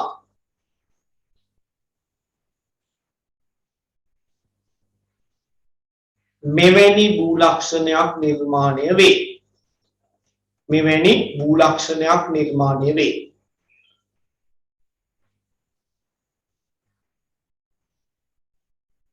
හොඳයි අපි උදාහරණ අවස්ථා ලියමු ළමයි. ලංකාවෙම ගන්න පුළුවන් උදාහරණ අවස්ථා මොනවද? මෙවැනි බොක්කු වලට උදාහරණ මොනවද? එකක් මන්නාරම් බොක්ක. මන්නාරම් බොක්ක. ඊළඟට වැලිගම බොක්ක. වැලිගම බොක්ක. ඊළඟට ලෝකීය උදාහරණ වලින් නම් ලෝකයෙන් නම් අපිට ගන්න පුළුවන් මේ බිස්කේ බොක්ක. බිස්කේ බොක්ක.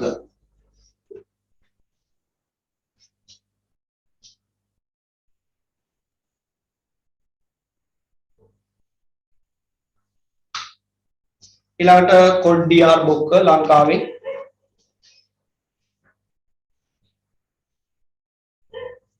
ඊළඟට ආරුගම් බොක්ක ඒකත් ලංකාවේ ආරුගම් බේ කියන්නේ බේ කියලා කියන්නේ BAY බේ කියලා කියන්නේ බොක්ක කියන එකට මුහුදු බොක්ක කියන එකට ඈ ආරුගම් බේ තමයි ඔය ආරුගම් බොක්ක කියලා කියන එක තමයි ආරුගම් බේ වෙලා තියෙන්නේ හොඳයි එහෙනම් අපි ખાද්‍ය භූරූප දෙකක් ඉගෙන ගත්තා තුඩු සහ මුහුදු බොකු අපි ඊළඟට නිබන්ධනයේ අපිට ඉදිරිපත් කළ තියෙන ඊළඟ භූරූපයට අපි යමු ඊළඟට තියෙන්නේ මොකද මුහුදු ආරුක්කුව සහ මුහුදු කුල මුහුදු ආරුක්කුව සහ මුහුදු කුල එතකොට එතන ඒ භූරූප දෙකම නිර්මාණය වෙන්නේ මේ සාමාන්‍යයෙන් අපි දකින වෙරළක නෙමෙයි පාෂාණුද්ගතමය වෙරළක ඒ වගේම තමයි මේ දල ප්‍රපාතාකාර බෑවුම් වලින් නිර්මාණය වෙච්ච වෙරළක් වෙන්නත් ඕන තේරුණාද පළපහර ඇවිල්ලා ගොඩබිමේ ගැටෙනකොට එතන තියෙන්න ඕනි දල ප්‍රපාතාකාර බෑවුම හරි ඒ වගේ මේ වෙරළ නිර්මාණය වෙලා තියෙන ඕනේ කොටස නිර්මාණය වෙලා තියෙන පාෂාණමය ස්තරයකින් හරි එහෙම තැනක තමයි මුහුදු ආරුක්කුව සහ මුහුදු කුලක් නිර්මාණය වෙන්නේ අපි රූපසරණ ටිකක් තියෙනවා ඉස්සෙල්ලා බලලා ඉන්න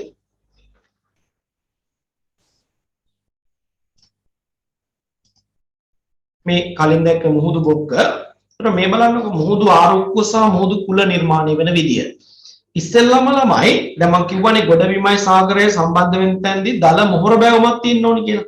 දැන් ඔයගොල්ලන්ට පේනවා ඇති මේ පෘථිවි පෘෂ්ඨයේ මතු පිට මේ වනාවරණී වන වේන සහිත කොටස මෙහෙම තියෙනවා.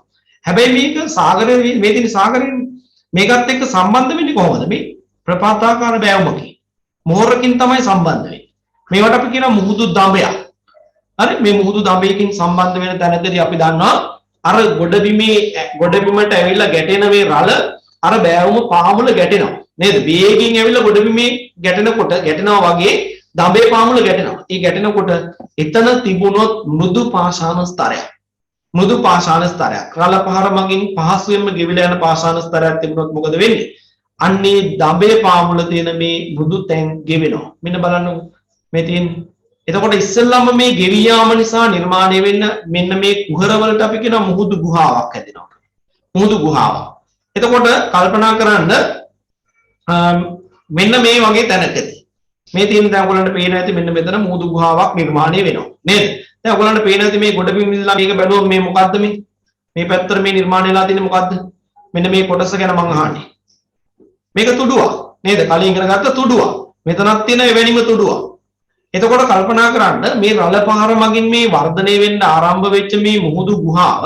මේ පැත්තෙනුත් ගෙවෙන්න පටන් ගන්නවා නේද මේක කාලයක් මේ රළ වැදිලා මෙහෙම ගෙවි යාම නිසා සමහර විට මේක අනිත් පැත්තේ බෑවුමින් මතුවෙන්නත් පුළුවන් මේ කුහරේ හැරලා අභ්‍යන්තරයට වර්ධනය වෙලා අනිත් පැත්තේ කුහරය අනිත් පැත්තේ බෑවුමින් මතුවෙන්නත් පුළුවන් අන්න එහෙම මතුවෙච්ච වෙලාවකට අපි කියනවා මේක අස්සෙන් එහෙට මෙහෙට යන්න පුළුවන් මට්ටමට නිර්මාණය වුණා අපි කියනවා මුහුදු ආරුක්කුවක් නේද මුහුදු ආරුක්කුවක් කලින් රූපසරණේ ඔයගොල්ලෝ දැක්කේ වෙන්නේ එකක් මේ නේද මේ නිල් පාටට පෙන්නේ අහස එතකොට මේ ගොඩබිම අර මුහුදු ගුහාව අභ්‍යන්තරයට හැරලා ගිහලා අනිත් පැත්තේ බෑවුමින් මතුවෙනවා. එහෙනම් මෙන්න ආරුක්කුව. එතකොට මේ ආරුක්කුව නිර්මාණය වෙලා කාලයක් යනකොට මොකද වෙන්නේ?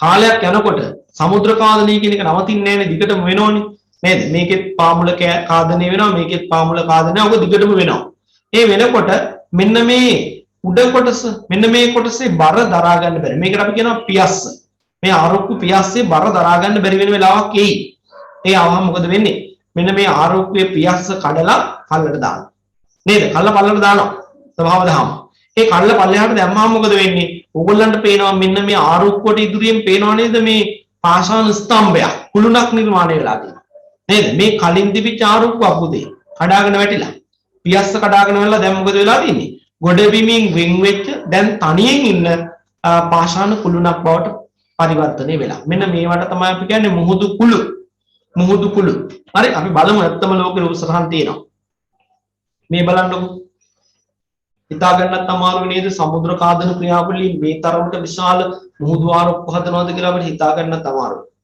නේද නමුත් බලන්නකො ඒකේ විශාලත්වය කොහොමද කියලා දැන් මේක මේ විදිහට දිගින් දිගට මේ පැත්තෙනු කාදනය වෙනවා මේ පැත්තෙනු කාදනය වෙනවා මේ කුහරේ පුළුල් වෙනවා එන්ටෙන්ට් පුළුල් වෙනකොට ඔයගොල්ලන්ට පේනවා ඇත්ත දැන් මේ උඩ කොටස අස්ථාවර බවක් මේ රූප සටහන් දැක්කම අපිට උනත් හිතෙනවා නේද මේක පුළුල් වෙලා මේක කඩාගෙන වැටලා මොකද වෙන්නේ මේ පියස්ස කඩාගෙන වැටෙන වෙලාවක් එයි දැන් උනත් ඔයගොල්ලන්ට මේ රූප සටහන බලවම පේනද මේ පැලුම් තලයක් එහෙම තියෙනවා නේද මේ විපරුම් තලයක් පේන්න තියෙනවා මේ පැත්තට යම් වෙලාවක විපරුම් තලයක් නිර්මාණය වුණ ගාම මේක කඩාගෙන පල්ලට වැටෙනවා ඒ වැන්නොත් මේ ආරෝක්ක විනාශ වෙලා මොකක්ද හැදෙන්නේ මුහුදු කුලක් මේක කුලක් විදිහට මතුවලා පේන්න පටන් ගන්නවා හොඳයි ඊළඟට මේ බලන්නකො මේ වෙනි අවස්ථාව මේ ආරෝක්කකින් සම්බන්ධ වෙලා ආරෝප්පයක් නිර්මාණය වෙච්ච එක දැන් පියස්ස කඩාගෙන වැල්ලා කුලක් ඉතුරු වෙලා තියෙනවා නේද මේ තියන්නේ දෙවෙනි මේක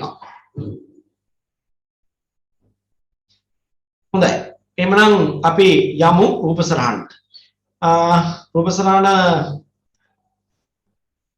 කොටු කීයක් තියෙනවද ඔයගොල්ලන්ගේ මේ නිබන්ධනේ රූප සරහන අඳින්නේ කොටු කීයක් තියෙනවද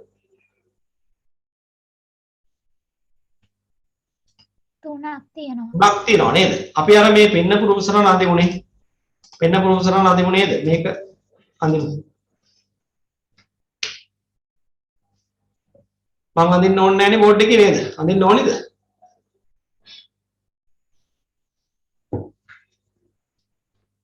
මාත් අඳින්න. ඔයාලට පේන රූප සරහන හොඳයි කියලා හිතනවා නම් ඒක අඳින්න. නැත්නම් මම අඳින්න අර අනිත් එක.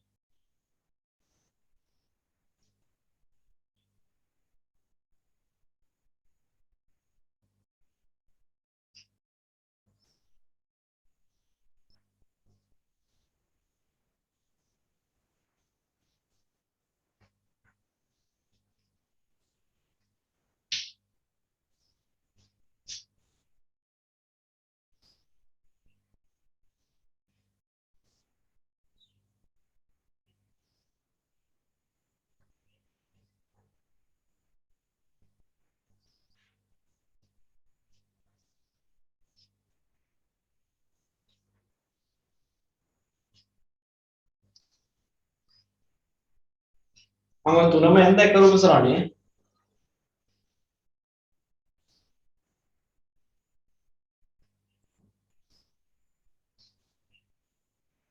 ඔයාලගේ කොටු තුනක් තියෙනවා නිසා තව එකක් අඳින්න පුළුවන් මේ අපි මතු පිටින් බැලුවම පේන විදිය සයිඩ් එකෙන් බැලුවම පේන විදිය තමයි මේ ස්ලයිඩ් එකේ තියෙන්නේ. ඒකත් මේ විදිහට අඳින්නත් පුළුවන් නේ. මේ අඳින්නත් පුළුවන්.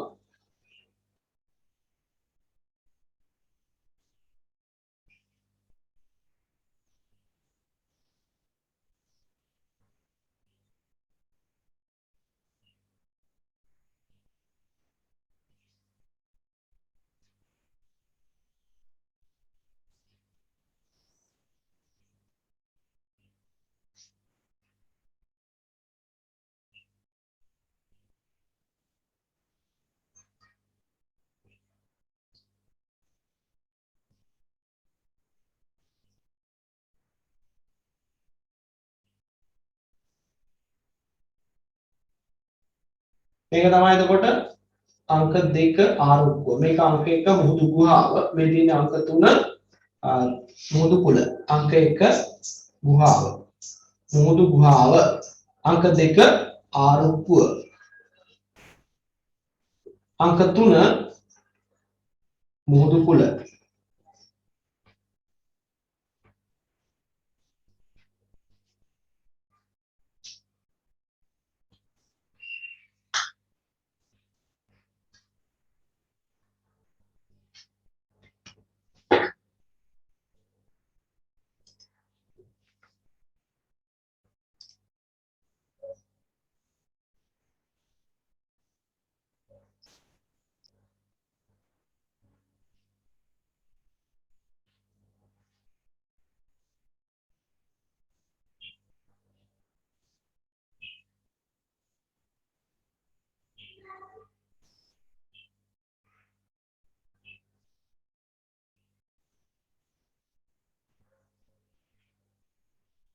අදලා තෝසන්න පුතේ.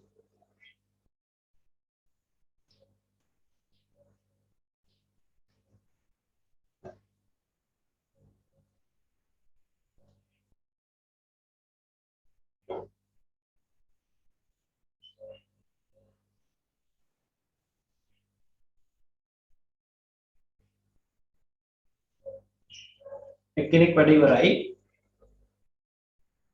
තුන් දෙනෙක් ඉවරයි. හතරයි. හොඳයි. එහෙනම් අපි විස්තරය ලියමු. කියන්න දඹ සහිත පාෂාණමය වෙරළක. දඹ සහිත පාෂාණමය වෙරළක. දඹ සහිත පාෂාණමය වෙරළක නිර්මාණය වන භූලක්ෂණ දෙකක් වේ. නිර්මාණය වන භූලක්ෂණ දෙකක් වේ.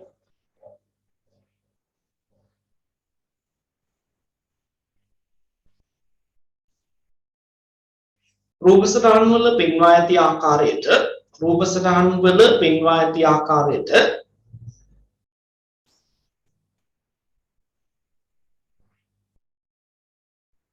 දඹ සහිතව නිර්මාණය වූ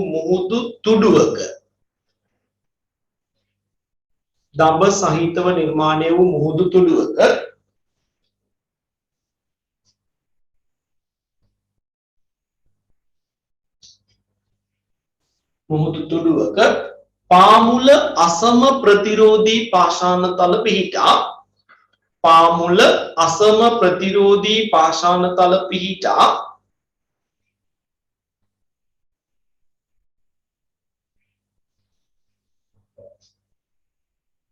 තරංග පහර මගින් සිදු කරන කාදනයේදී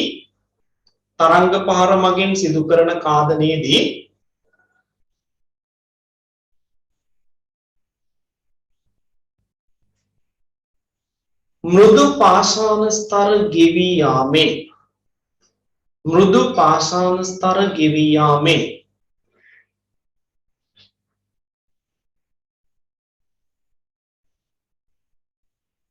දඹය පාමුල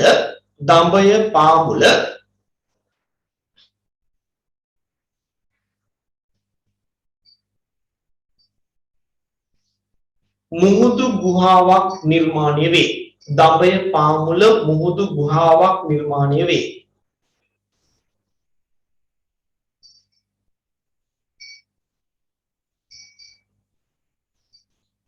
මෙය දිගින් දිගටම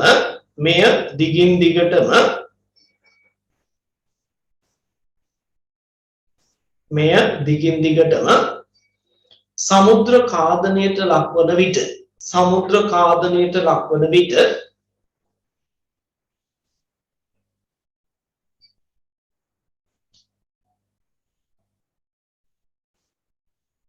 අභ්‍යන්තරයට කාදනය වී යමින්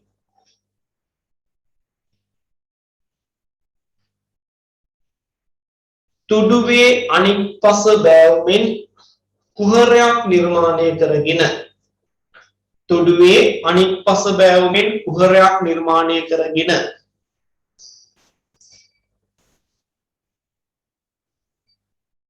පරාංග තුල දාන්න එහා මෙහා යා හැකි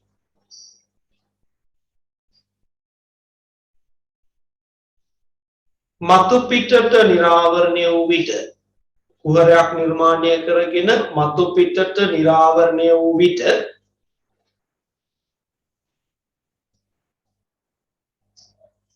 මුහුදු ආරුක්කුව නම් ලක්ෂණය මුහුදු ආරුක්කුව නම් ලක්ෂණය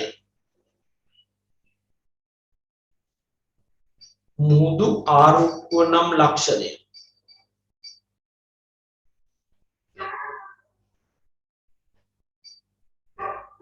निर्माण वे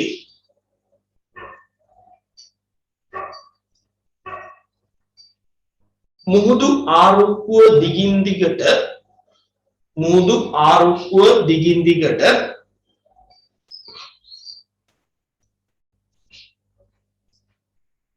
කාදනයට ලක් වී යන විට මුහුදු ආරුක්කුව දිගින් දිගට කාදනයට ලක් වී යන විට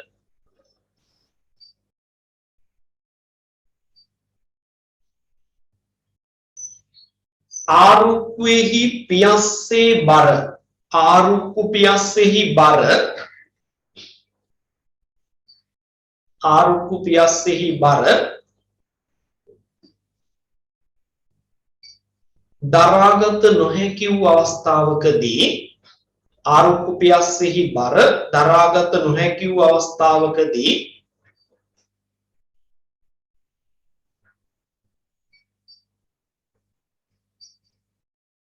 පියස්ස කඩා වැටි පියස්ස කඩා වැටි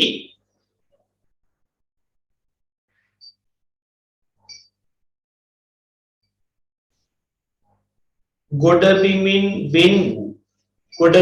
වෙන් වූ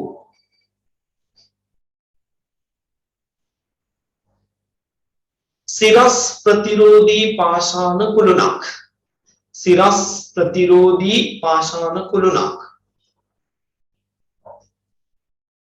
සිරස් ප්‍රතිරෝධී පාෂාණ කුළුණක් ඉතිරි වේ එය මුහුදු කුළු නමින් හඳුන්වයි එය මුහුදු කුළු නමින් හඳුන්වයි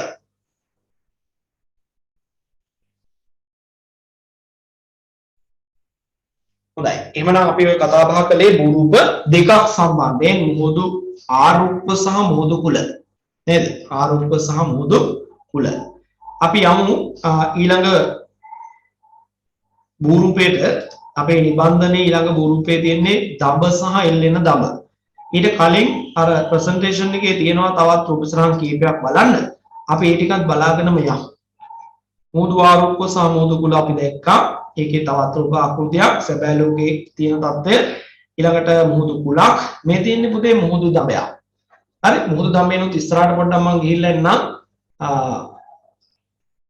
ඔයගොල්ලන්ට පේනවද මෙන්න මේ රූප සරහන දැන් අර අපි ආරුක්කු නිර්මාණය වීම ඊළඟට මුහුදු කුල නිර්මාණය වීම ගැනද කිව්වේ දඹේ පාමුල තියෙන මෘදු පාෂාණ ස්තර රළ කාදනයේ මගින් ගෙවිලා ගියාම හැදෙන විවිධ ප්‍රමාණයේ කුහර ගැන කිව්වනේ මේ තියෙන්නේ ඒවා හරි මේ තියෙන්නේ වෙන්නේ මුහුදු ගුහා දැන් මේක හැරලා අභ්‍යන්තරට හැරලා මේ තුඩුවේ එහා පැත්තේ බෑවුමින් මතුවෙනකම්ම හැරලා ගියොත් තමයි මේක ආරුක්කව බවට පත් වෙන්නේ නේද ආරුක්කව බවට පත් වෙන්නේ හොඳයි එහෙනම් මට මේක පෙන්වන්න ගන්න තමයි අවශ්‍යතාවය තිබුණේ අපි එනම් දඹ වලට එමු මුහුදු දඹයක් කියලා කියන්නේ දැන් ගොඩබිමයි සාගරය සම්බන්ධ වෙන පටු බිම් තීරයනේ වෙරළ කියන්නේ එතකොට මේ පටු බිම් තීරය මද බෑවුම් ස්වභාවයෙන් බෑවුම් වෙලා යන එක තමයි අපි බොහෝ විට දකින්නේ නේද බොහෝ විට දකින්නේ හැබැයි සමහර තැන් තියෙන්න පුළුවන් මෙන්න මේ රූප සරණේ දැක්වෙන විදියට ගොඩබිමයි සාගරය සම්බන්ධ වෙන තැන් එනවා ඒ ඉන්නේ හැබැයි දල ප්‍රපාතාකාර බෑවුමකින් දල ප්‍රපාතාකාර බෑවුමකින් සමහර විට ඔබ පෙරළ කලාපයේ ඇවිදලා ඇති නේද චාරිකා ගිහිල්ලා ඇති ඇවිදින්න ගිහිල්ලා ඇති විනෝද වෙන්න ගිහිල්ලා ඇති ඒ තැන්වලදී මේවා දැකලා ඇති නේද දකුණු පළාතේ තියෙන කුම්මාණී කියලා තැන කුම්මාණී ලක්ෂණේ නේද එතෙන්ට ගිහිල්ලා ඇති එතෙන්ට ගියාම ඔබට දකින්න ලැබෙන්න ඇති මේ වගේ තැනකින් තමයි ගොඩබිමයි සාගරය සම්බන්ධ වෙන්නේ දල මොහොර බෑවුමකින් ඒ වගේම ඔබ ගිහිල්ලා ඇති ත්‍රිකුණාමලයේ කෝණේශ්වරම් කෝවිල තියෙන ස්ථානෙට නේද කෝණේශ්වරම් කෝවිල තියෙන ස්ථානෙට ගියාම ඔබට දකින්න ලැබෙන්න ඇති එතන තියෙනවා මේ වගේ ගොඩබිමයි සාගරය සම්බන්ධ වෙන තැන මේ වගේ දල මොහොර බෑවා එහෙනම් මතක තියාගන්න මුහුදු දඹයක් කියන්නේ මොකද්ද ගොඩබිමක් සාගරයත් සම්බන්ධ වෙන සීමාවේදී දල ප්‍රපාතාකාර බෑවුමකින් නිර්මාණය වුණොත් අන්න ඒ ස්ථානයට අපි කියනවා මුහුදු දඹයක්. ඒ වගේම තමයි ළමයි දැන් ඔයගොල්ලන්ට පේනවා ඇති මෙතන නම් දඹේ පාමුලම ඇවිල්ලා රැල්ල වැදිලා නැහැ. නේද? ටිකක් දුරින්නේ රැල්ල බිනෙන්නේ නෙමෙයි. පේනවා ඇතිනේ ඔයගොල්ලන්ට මේ තැන් වලත් එහෙමයි. නේද? හැබැයි මෙන්න මේ පේන රූප සරහණේ. ඔයාලා මේක අඳුරගත්තද මේ රූප සරහණ කොහේ තනක්ද කියලා? සමහර විට ලංකාවේ හිමි ඇවිදින්න ගියපු අය මෙතන ඇති. ඒ ඔයගොල්ලෝ ගිය යන තැනක් තමයි මේ පේන්න තියෙන්නේ. පුළුවන් නම් කියන්න බලන්න මේ තැන කොහේ තනක්ද කියලා. පුළුවන් නම් ගෙස් කරලා කියන්න බලන්න මේ ලංකාවේ කොහෙද කියලා. පසුබිමේ පේන දේවල් දිහා බැලුවම යම් අවබෝධයකට එන්න පුළුවන් කොහෙද මේ කියලා. තමයි මේ තියෙන්නේ අර ත්‍රිකුණාමල වරාය ආසන්නයේ පේන අර කෝවිලේ ඉඳන් බැලුවම පේන දඹේ තමයි මේ තියෙන්නේ. දඹ තියෙන්නේ මේ. මෙතෙන්දී ඔයගොල්ලන්ට පේනවා ඇති මේ කෙළවරේ බලන්න මේ සාගර ජලය ඇවිල්ලා පත්ලෙම ගැටිලා තියෙන්නේ. නේද? ඒ වගේම රැලි නිර්මාණය වෙන බවක් පේන්නේ නැහැ නේ. මුහුදේ බොහෝම නිසල බවක් තියෙන්නේ. නේද? විනාශකාරී රළ පේනවද මේකේ? නැහැ. ඇයි නොපෙනෙන්නේ? මෙතන තියෙන්නේ අපිට මේ පේන සීමාවෙන් අභ්‍යන්තරයට සාගර පත්ල පැත්තට තියෙන්නේ මේ විදිහම බෑවුවා. එතකොට බලන්නකො රළක් නිර්මාණය වෙන්න විදියක් නැහැ නේ. මං කියවනේ අර ජල පෘෂ්ඨය මතින් වේගයෙන් සුළං හමාගෙන යනකොට ඒ මතු පිට ජලාංශු වෘත්තාකාරව දෝලණය වෙලා ඒක භූමියත් එක්ක ගැටෙනකොට තමයි රළක් විදිහට උස්සලා පෙන්නන්නේ. හැබැයි මෙතන ගැටෙන්න විදියක් නැහැ නේ. ගැඹුර අධිකයි. නේද? මෝර බෑවුමක් තියෙන්නේ. එතකොට යට ඕනේ තරම් ඉඩ තියෙනවා. අන්න ඒ නිසා අපිට රළ නිර්මාණය වෙනවා පේන්නේ නැහැ. බොහොම නිසල ජලය තියෙන ස්ථානයක් විදිහට පේනවා. එතකොට මෙතන බලන්නකො රළ අපිට විඳින ආකාරයේ නිර්මාණය වෙන ආකාරයේ පියවැසින් නොපෙනුනාට මෙතන රළ ක්‍රියාකාරීත්වය සිද්ධ වෙන්නේ නැද්ද? වෙනවා. පේන්නේ නැති ප්‍රශ්නයක් තියෙන්නේ. නේද? සාගර පත්ලයේ අභ්‍යන්තරයෙන් රළ ගමන් කරනවා. අපිට පේන්නේ නැහැ. දර්ශනය කරන්නේ නැහැ. ඒකයි ප්‍රශ්නේ. එතකොට මේ බෑවුම පාමුල අපි හිතමු පාසුවෙන් ගෙවිලා යන පාෂාණ පෘෂ්ඨයක් තිබුණා. තියෙනවා. එහෙම හිතන්නකො. එතකොට මොකක් වෙයිද?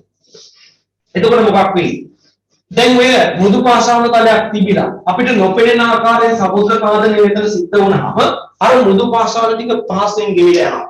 නේද? දැන් ඔය කියන්නේ මේ වෙවිලා ගොඩබිම ඔන්න වගේ දල මෝර බෑවුමකින් සම්බන්ධ වෙලා යනවා. එතකොට මෙතෙන්දි වෙන්නේ ඔන්න ඔය විදිහට සාගර ජල පෘෂ්ඨයේ පිහිටනවා. අපිට නොපෙනුනාට අපි දන්නවා මෙහින් වේගවත් රළ මේ ගොඩබිම කරා එනවා. නේද? නොපෙනෙන ප්‍රශ්නේ විතරයි තියෙන්නේ. ඇවිල්ලා මේක ගැටෙනවා. මං කියන්නේ දැන් මේ කියන දඹේ පාමුල මේ විදිහේ රළ ගැටීමක් සිද්ධ වෙලා කාර්දනය වීමක් වෙන්න පුළුවන් මෙතන මෘදු පාෂාණ තලයක් තිබුණොත්. හරි තියෙනවා. දැන් හිතන්න දෙවෙනි අවස්ථාවේදී අපිට ඊළඟට පේනවා මෙන්න මෙහි. හරි ගොඩබිම තියෙනවා මේවා දාල ප්‍රපාතාකාර බෑම ඔන්න පාමුල කාර්දනය වීමක් වෙලා. හැබැයි පේන්නේ නැහැ. පොඩි කොටසක් විතරක් ඕනනම් පේන්නේ මේ විදිහට. එතකොට මොකද වෙන්නේ? මේ බලන්න මේක දඹය. මේකනේ දඹය. මේක පැහැදිලිනේ අපිට. මෙයා දඹය. හැබැයි මෙයා මොකක්ද? මේ ගොඩබිම් ඉඳන් බැලුවාම සාගරයට බහලා අපිට බෝට්ටුවක හරිනම් මොකක් හරි ආත්‍රාවක නම් මේක බැලුවොත් පේනවා ගොඩබිමේ තියෙන මේ පාෂාණ උද්ගතිය මේ සාගරේ පැත්තට නිකන් නැමිලා නිරලා ඇවිල්ලා තියෙනවා. ඇයි? මේ යට කොටස කාදනය කරලා ඉවත් කිරීම නිසා. එහෙනම් මෙන්න මේ විදිහට ගොඩබිමේ ඉඳලා සාගරයට සම්බන්ධ වෙන සීමාවේ දල ප්‍රපාතාකාර මොහොත බෑමක් හැදිලා ඒ තියෙන පාෂාණ උද්ගතිය සාගරේ පැත්තට බර වෙලා තියෙනවා. නේද? එල්ලිලා වගේ තියෙනවා නම් අන්නේ තැන්වලදී අපි මේවට කියනවා මොනවා කියලාද? එල්ලෙන දඹ. එතකොට ඔය ත්‍රිකුණාමලයේ ඔය කියන භූමියට ගියාම දඹ දක්ක ගන්න ලැබෙනවා. දැන් ඔය පසුබිමේ පේනවා මේ ස්ලයිඩ් එකේ පෙන්නලා තියෙන රූපසරණේ තියෙන දඹ. හැබැයි මම තවත් රූපසරණ දෙක තුනක් පෙන්නන්නම් ඔය ඒ ත්‍රිකුණාමලයේ ආසන්න භූමියේම එල්ලෙන දඹ අපිට හඳුනා ගන්න පුළුවන්.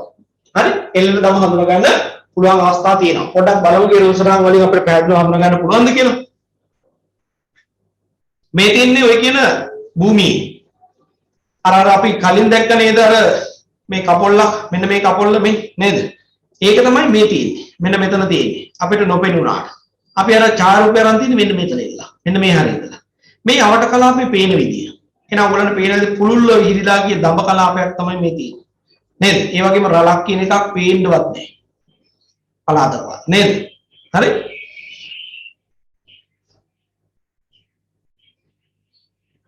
මෙතන දඹ එල්ලෙන දඹ අපිට හඳුනා ගන්න බෑ අමාරුයි. නමුත් ඕගලන්ට මෙතන හොඳින් ටිකක් සියුම්ව නිරීක්ෂණය කළොත් මෙන්න මෙතන පේනවා ඇති හිම එකක්. නේද? මේ අභ්‍යන්තරයට මෙතනින් කාවැදිලා ගිහලා මේ පැත්තක් කාවැදිලා ගිහලා මෙන්න මේ කුට්ටිය අපිට පේනවා සාගරේ පැත්තට නිරාව බව. එතකොට මෙන්න මේ ටික අපිට සලකන්න පුළුවන් ඔය කියපු විදිහට අපි ඉගෙනගත්ත තියරි එකේ හැටියට මේ ටික එල්ලෙන දඹයක්. නේද? එල්ලෙන දඹයක්. එහෙනම් ත්‍රිකුණාමලයේ කියන මේ කොටසේ වරාය ආශ්‍රිත මේ භූමියේ දඹ සහ එල්ලෙන දඹ අපිට හොඳින් නිරීක්ෂණය කරන්න අවස්ථාවක් තියෙනවා. නේද? මේ ඡායාරූපය අපිට හඳුනා ගන්න බැරි වුණත් සැබෑ ලෝකේ ඔබ යම් දවසක ගියොත් යනවනේ ඔය තැන් වලට ගියොත් බලන්න මේ අහවල් දවසේ මේ අර මෙහෙම පාඩමක මේක උගන්ලා තියෙනවනේ මේක ඇත්තද කියලා පොඩ්ඩක් බලන්න ඕනේ කියලා. හරි? බලන්න. එතකොට ඔබට මේක හොඳට දැర్శණීය වෙන අවස්ථා තියෙනවා ඒ තැන්වල. හරි? හොඳයි. එහෙනම් අපි යමු මේ රුස්රාම් දෙක මං හිතන්නේ ටියුට් එකේ නම් තියෙන්නේ එක කොටුවයි නේද මේක අඳින්න? නෑ දෙකක් තියෙනවා. මුහුදු දඹේ සහ එල්ලෙන දඹේ. දෙකට දෙකක් තියෙනවා අපේ දෙක අඳින්න. මේක තමයි දඹ අවස්ථාව.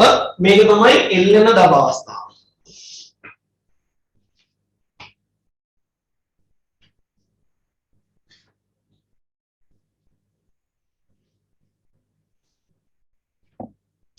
අඳින්න ඇඳලා ඉක්මනින් මේ අත උස්සන්න.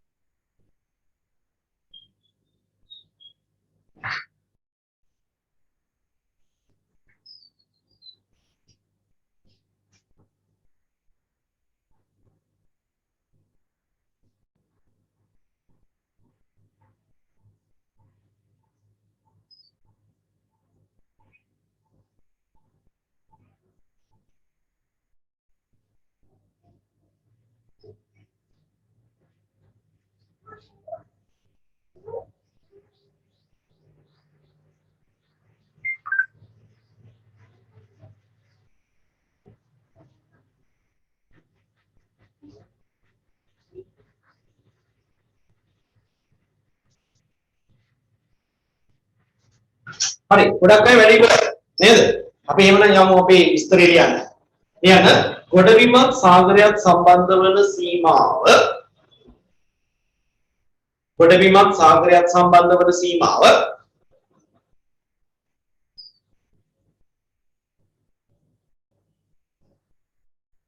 දල ප්‍රපාතාකාර මොහොර බෑවුමකින් දල ප්‍රපාතාකාර මොහොර බෑවුමකින් නිර්මාණය වූ විට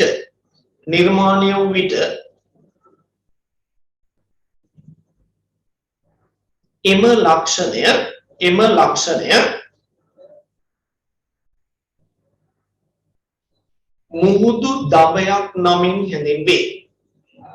මුහුදු දඹයක් නමින් හැඳින්වේ. බොහෝ විට මුහුදු දඹ නිර්මාණය වන්නේ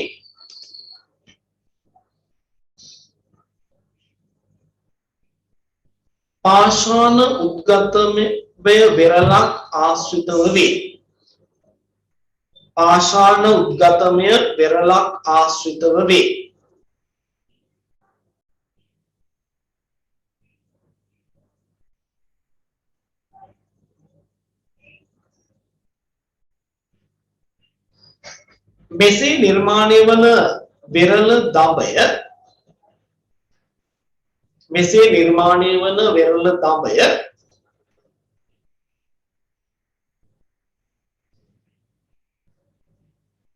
මෙසේ නිර්මාණය වන වෙරළ දඹය ප්‍රතිරෝධී බවින් අසමාන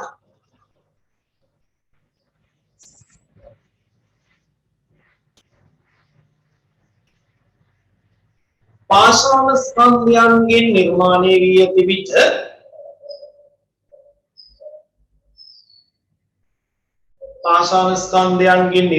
වී ඇති විට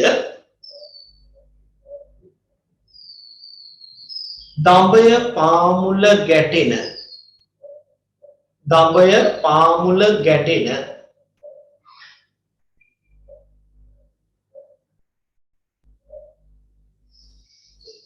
සාගර තරංගය මගින්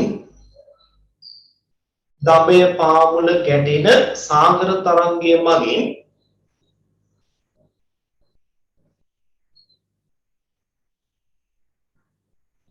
මෘදු පාෂාණ ස්තර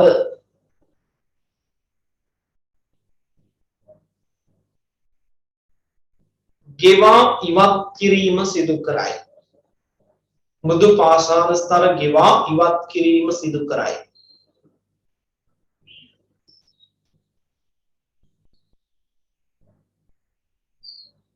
එහි ප්‍රතිඵලයක් ලෙස ඇතැම් විට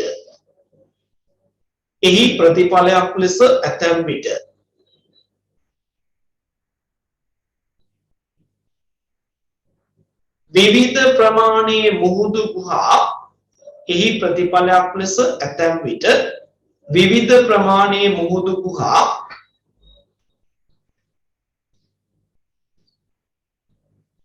නිර්මාණය වේ. විවිධ ප්‍රමාණයේ මුහුදු ගුහා නිර්මාණය වේ.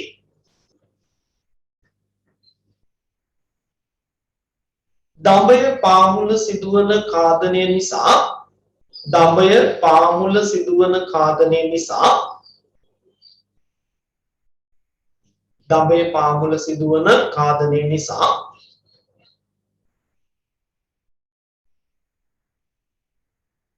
අවසානයේ මුහුදු දඹය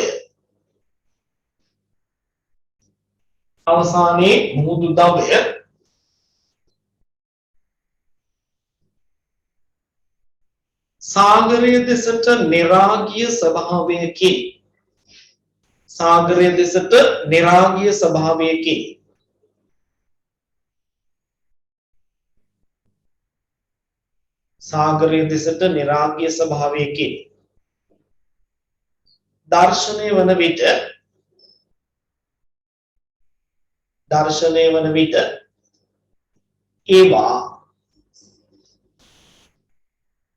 ඒවා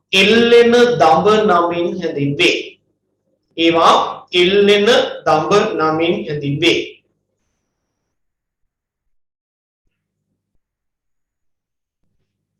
හොඳයි, අපි උදාහරණයක් ලියමු. ත්‍රිකුණාමලය වරාය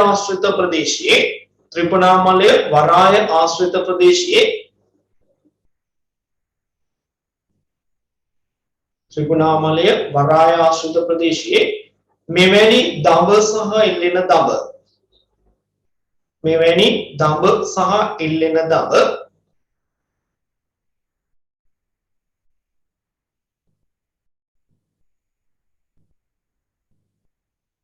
නිරීක්ෂණය කළ හැකිය.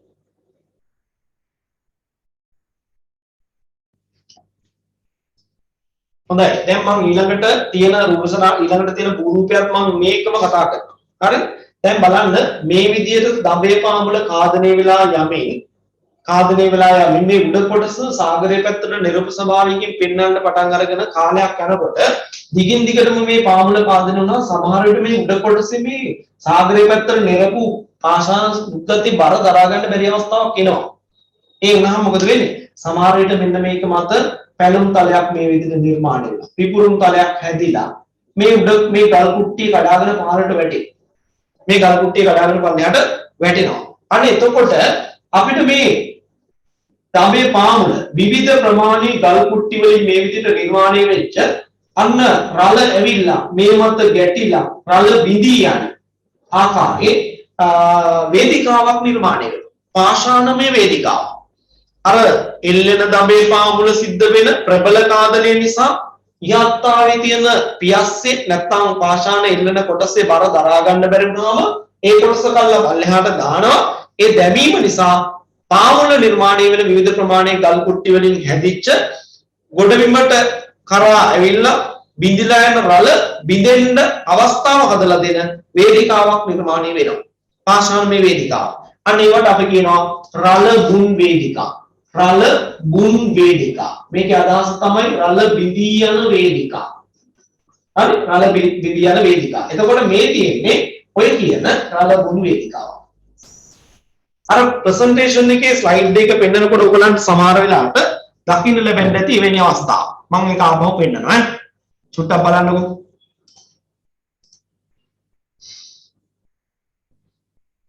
මෙන්න මේක බලන්න මේ රූප සරණ බලන්න. ඔයගලන්ට පේනවා ඇති.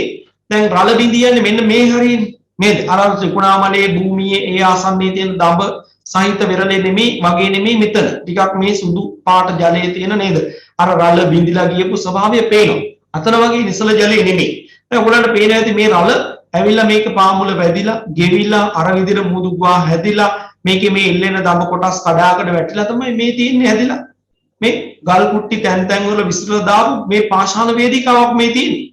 මේක මත තමයි දැන් ඇවිල්ලා රළ ගැටිලා රළ බිඳින්නේ. ඒ නිසා මේකට තමයි අපි කියන්නේ මොකක් කියලාද? රළ බුන් වේදිකාව. මේ බලන්නකො මෙතනත් ලස්සනට පේන්නේ මේ උඩින් කඩාගෙන වැටිච්ච ගල් කුට්ටි වලින් තමයි මේ ටික හැදිලා තියෙන්නේ.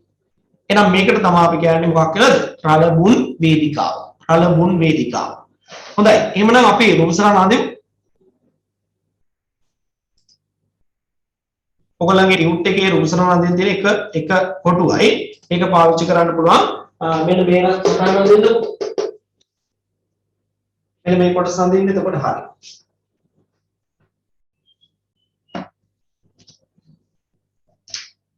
කඩේට ඇදලා පෙන්නන්න ඒ තමයි පැලුම් තලය.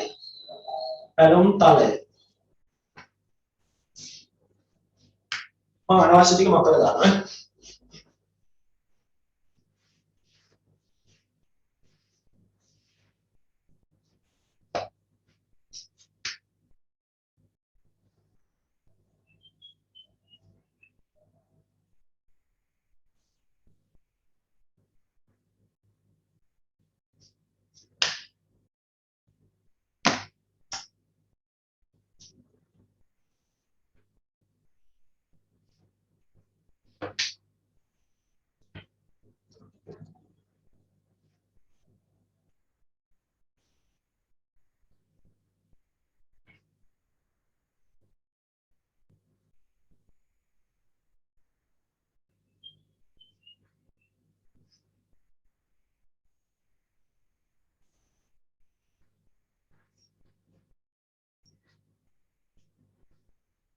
මේකත් ඇඳලා අත උස්සන්න. කෙනෙක් වැඩ ඉවරයි.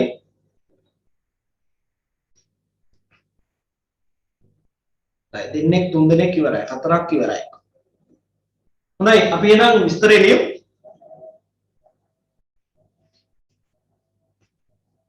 කියන්න ඉහත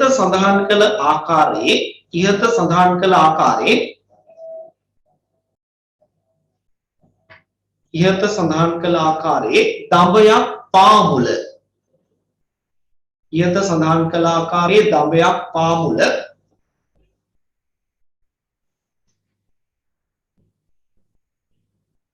සමුද්‍ර කාදනය සිදු වී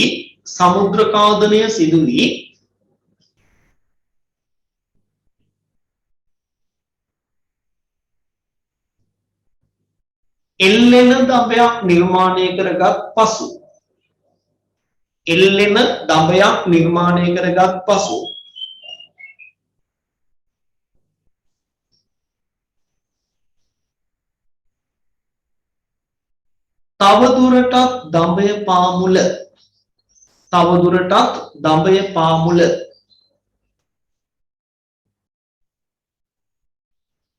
තවදුරටත් දඹය පාමුල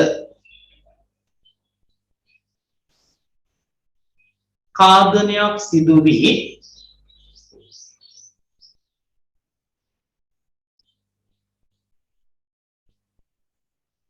දඹයේ ඉහළ කොටසේ බර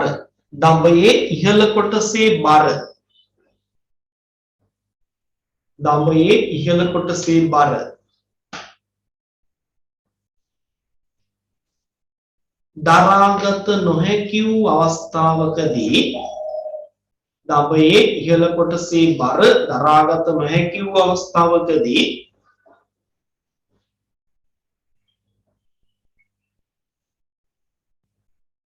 රූපසටහනේ දැක්වෙන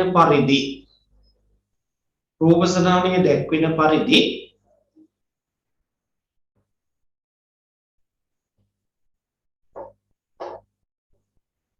ඒ මත පැලුම් තලයක් නිර්මාණය වී.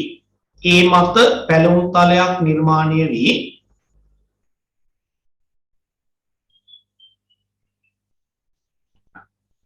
ඒ මත පැලුම් තලයක් නිර්මාණය වී දඹය කඩා වැටීමේ. දඹය කඩා වැටීමේ.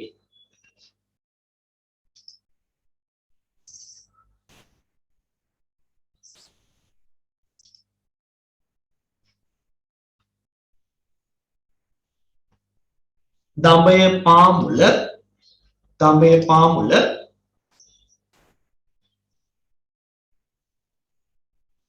විවිධ ප්‍රමාණයේ ගල් කුට්ටි වලින් නිර්මාණය වූ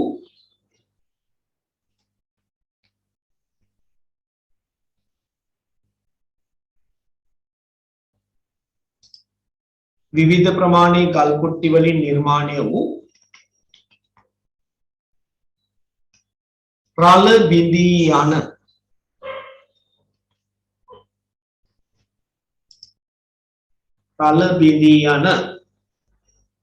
පාෂාණමය වේදිකාවක්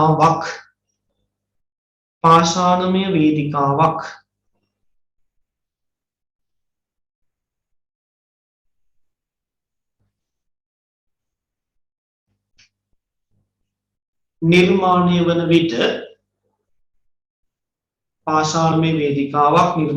විට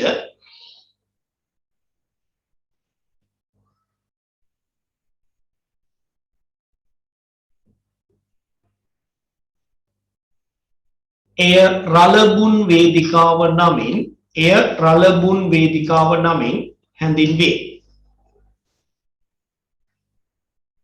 රළබුන් වේදිකාව නමින් හැඳින්වේ.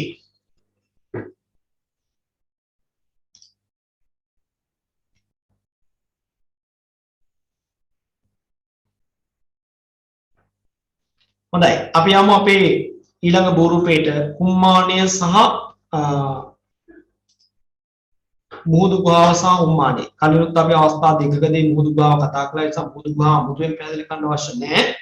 ඔයගොල්ලෝ මෙතන ඉන්න අය මේ උම්මානේ බලන්න ගිහලා දෙන්නේ. උම්මානේ ලක්ෂණේ බලන්න ගිහින් තියෙන අපේ රටේ තියෙනවා. කෙනෙක් ඉන්නවා. කවුද? අඳුර ගන්න අමාරු. හර්ෂණී ඉන්නවා, චමාලි, මధుවන්තිකා ගිහින් තියෙනවා, ආවින්ද ගිහින් තියෙනවා. කීප දෙනෙක් ඉන්නවා. වීඩියෝ එකක් තියෙනවා පොඩ්ඩක් බලමුද?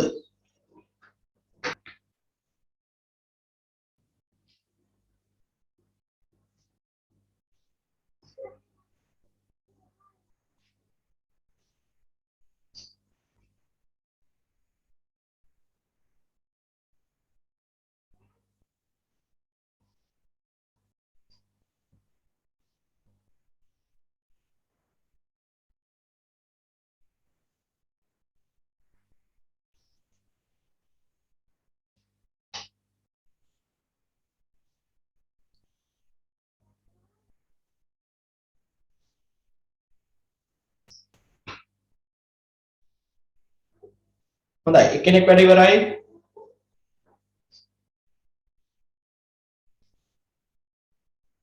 දෙන්නෙක් ඉවරයි. 3යි 4යි. හොඳයි. එහෙනම් පළවෙනි නෙමෙයි තුන්වෙනි කොටුවේ තමයි අපි මේක ඇන්දේ. හරි දැන් මම අඳින්න හදන්නේ දෙවෙනි එක. දෙවෙනි එකේදී ඔයගලන්ට පුළුවන් මෙන්න මේ කොටස නැතුව මෙන්න මේ දක්වා. නිකන් අභ්‍යන්තරට හැරලා නිකන් ඉහළට වර්ධනය වෙන්න යන අවස්ථාව උහරේ මුහුදු ගුහාව ඉහළට වර්ධනය වෙන අවස්ථාව ඔන්න ඔය විදිහට අදින්න මේ දෙවෙනි උසරා. දෙවෙනි කොටුවේ මේක අදින්න.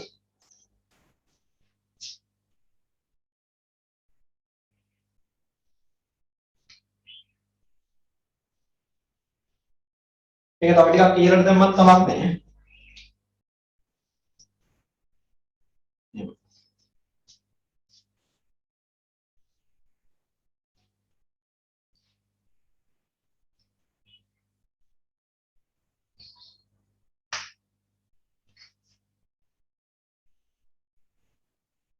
එක්කෙනෙක් වැඩ ඉවරයි.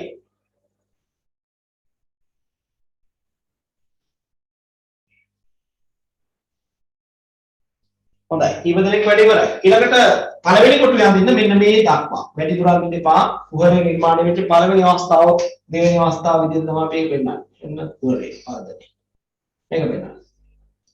මේ පළවෙනි කොටුවේ.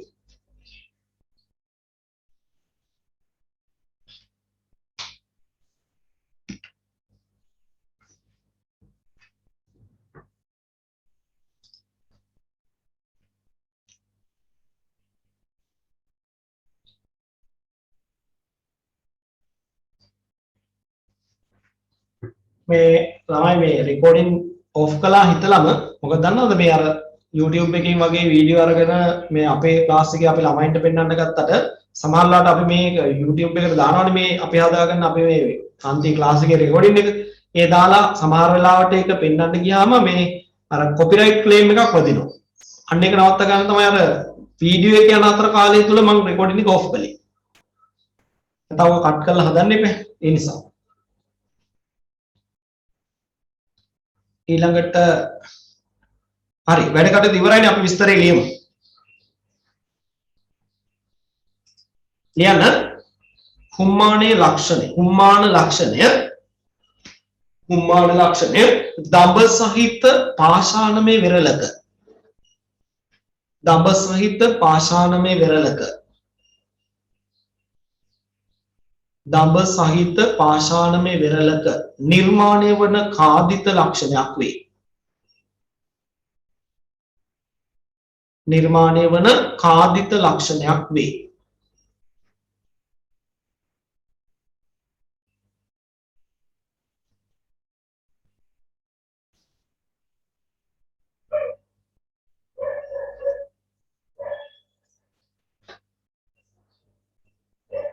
දඹේ පාමුල ඇති මෘදු පාෂාණ තීරුවක්. දඹේ පාමුල ඇති මෘදු පාෂාණ තීරුවක්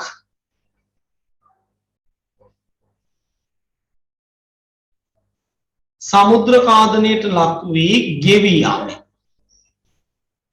සමුද්‍ර කාදනයට ලක් වී ගෙවී යාමෙන්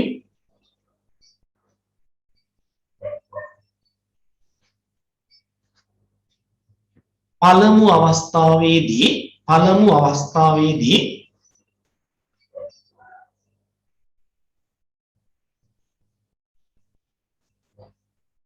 මුහුදු ගුහාවක් නිර්මාණය වේ.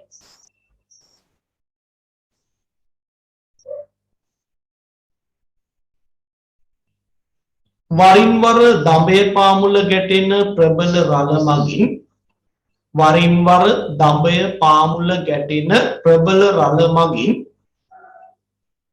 දඹය පාමුල ගැටෙන ප්‍රබල රළ මගින්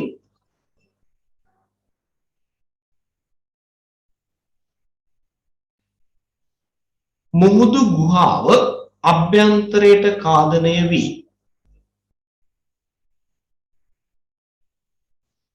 මුහුදු ගුහාව අභ්‍යන්තරයට කාදනය වී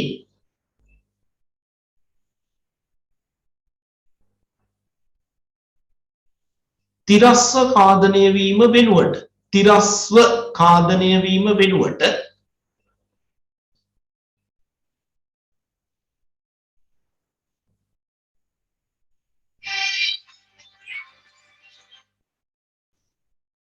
සිරස්කාදනයක්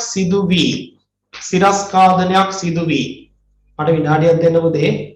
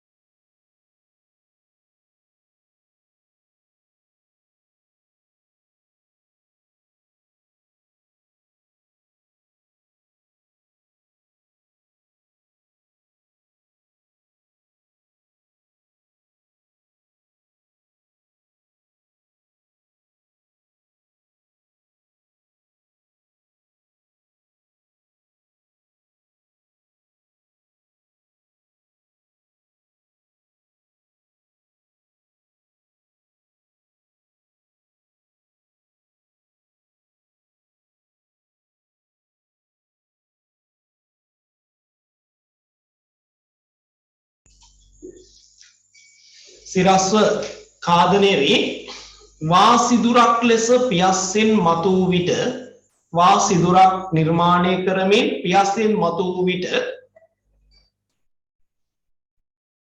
වා සිදුරක් ලෙස පියස්සෙන් මතු වූ විට එය කුම්මාන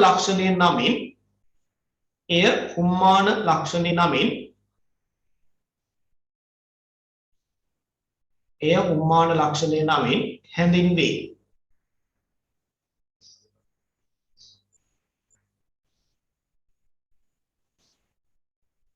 දඹය පාමුල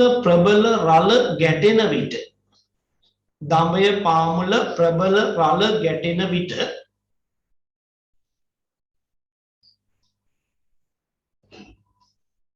මුහුදු ගුහාව තුල අධික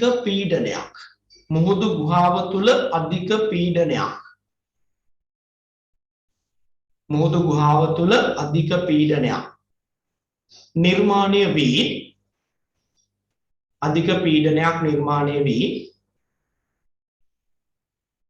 වා සිදුරෙන්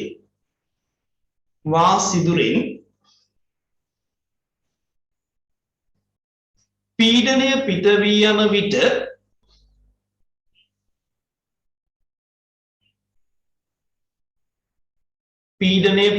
යන විට ඒ සමග මුහුදු ජලයද ඇදී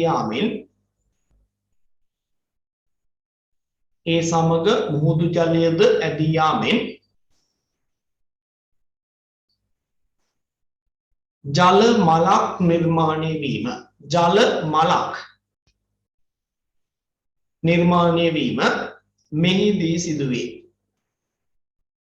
ජල මලක් නිර්මාණය වීම මෙහිදී සිදුවේ.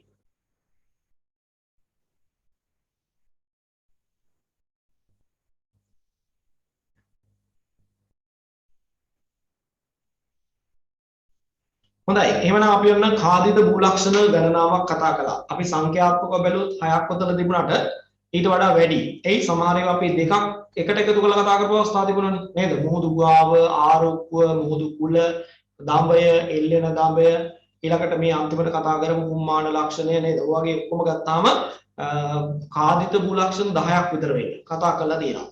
අපිට ඊළඟට තියෙන පුතේ විරල භූරූප නිර්මාණය කරන ක්‍රියාවලියේදී කාදන ක්‍රියාවලියෙන් නිර්මාණය වන භූරූප වගේම දැන් අපි දැක්කේම විරලේ පාෂාණ ගෙවිලා ගිහිල්ලා භූරූප හැදෙනේවනේ කාදිත භූරූප වලේ නේද? පාෂාණේ ගෙවිලා හැදෙන භූරූපමයි දැක්කේ. දැන් මේ විදිහට ගෙවිලා අර වැල්ලට ජල පහරට එකතු වෙන වැලි ටික බොරළු ටිකට මොකද වෙන්නේ කියලා අපි ඊළඟට බලනවා. අපි දන්නවා විරලේ ක්‍රියාත්මක වෙන මේ රළ සතුව තියෙන චාලක ශක්තියෙන්ම ඒ ද්‍රව්‍ය ටික ගෙනියනවා. නේද? තිබිච්ච තැනින් වෙන තැනකට ගෙනියනවා. ගෙනිලා කොහෙද තැනක තැන්පත් කරනවා. තැන්පත් කරනකොට අපි කියන්නේ නිදි සාධන ක්‍රියාවලිය. එතකොට ළමයි මේ තරංග පාර මගින් කාදනෙදි එකතු කරගත්ත ද්‍රව්‍ය ටික කොහේ හරි ගිහිල්ලා තැන්පත් කිරීම නිසා විරල මත භූරූප නිර්මාණය වෙනවා. අන්නේ භූරූප වලට අපි කියන්නේ විරලේ නිදි සාධිත භූරූප කියලා. අපි ඒව ගැන ඉගෙන ගන්න තමයි හදන්නේ. අපි නිබන්ධනයේ තියෙන විස්තරයක් කියවලා බලමු. නිදි සාධිත භූරූප යටතේ මම ආපහු ඔයගලන්ට ටියුට් එක ෂෙයා කරන්න.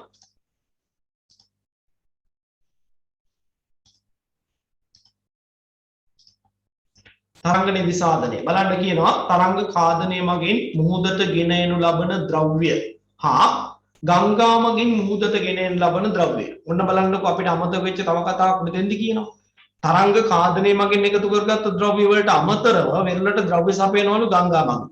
ඇත්තනේ ගංගේ කාදන අවස්ථාවේදී එකතු කරගත්ත ද්‍රව්‍ය ගංගා නිම්නයේ හරි පිට ඒ අවට කලාපේ හරි තැන්පත් කරලා සමහර වෙලාවට එහෙම නිදි සාධනය නොකරපු සමහර දේවල් මොකටද ගෙනල්ලා එතනත් තැන්පත් කරනවා කියන්නේ එතන ඩේටා හැදුනේ ඒකනේ නේද? එහෙමත් නැතුව සමහරලාට සාගරයටම ගෙනල්ලා දාන අවස්ථාවක් තියෙනවා.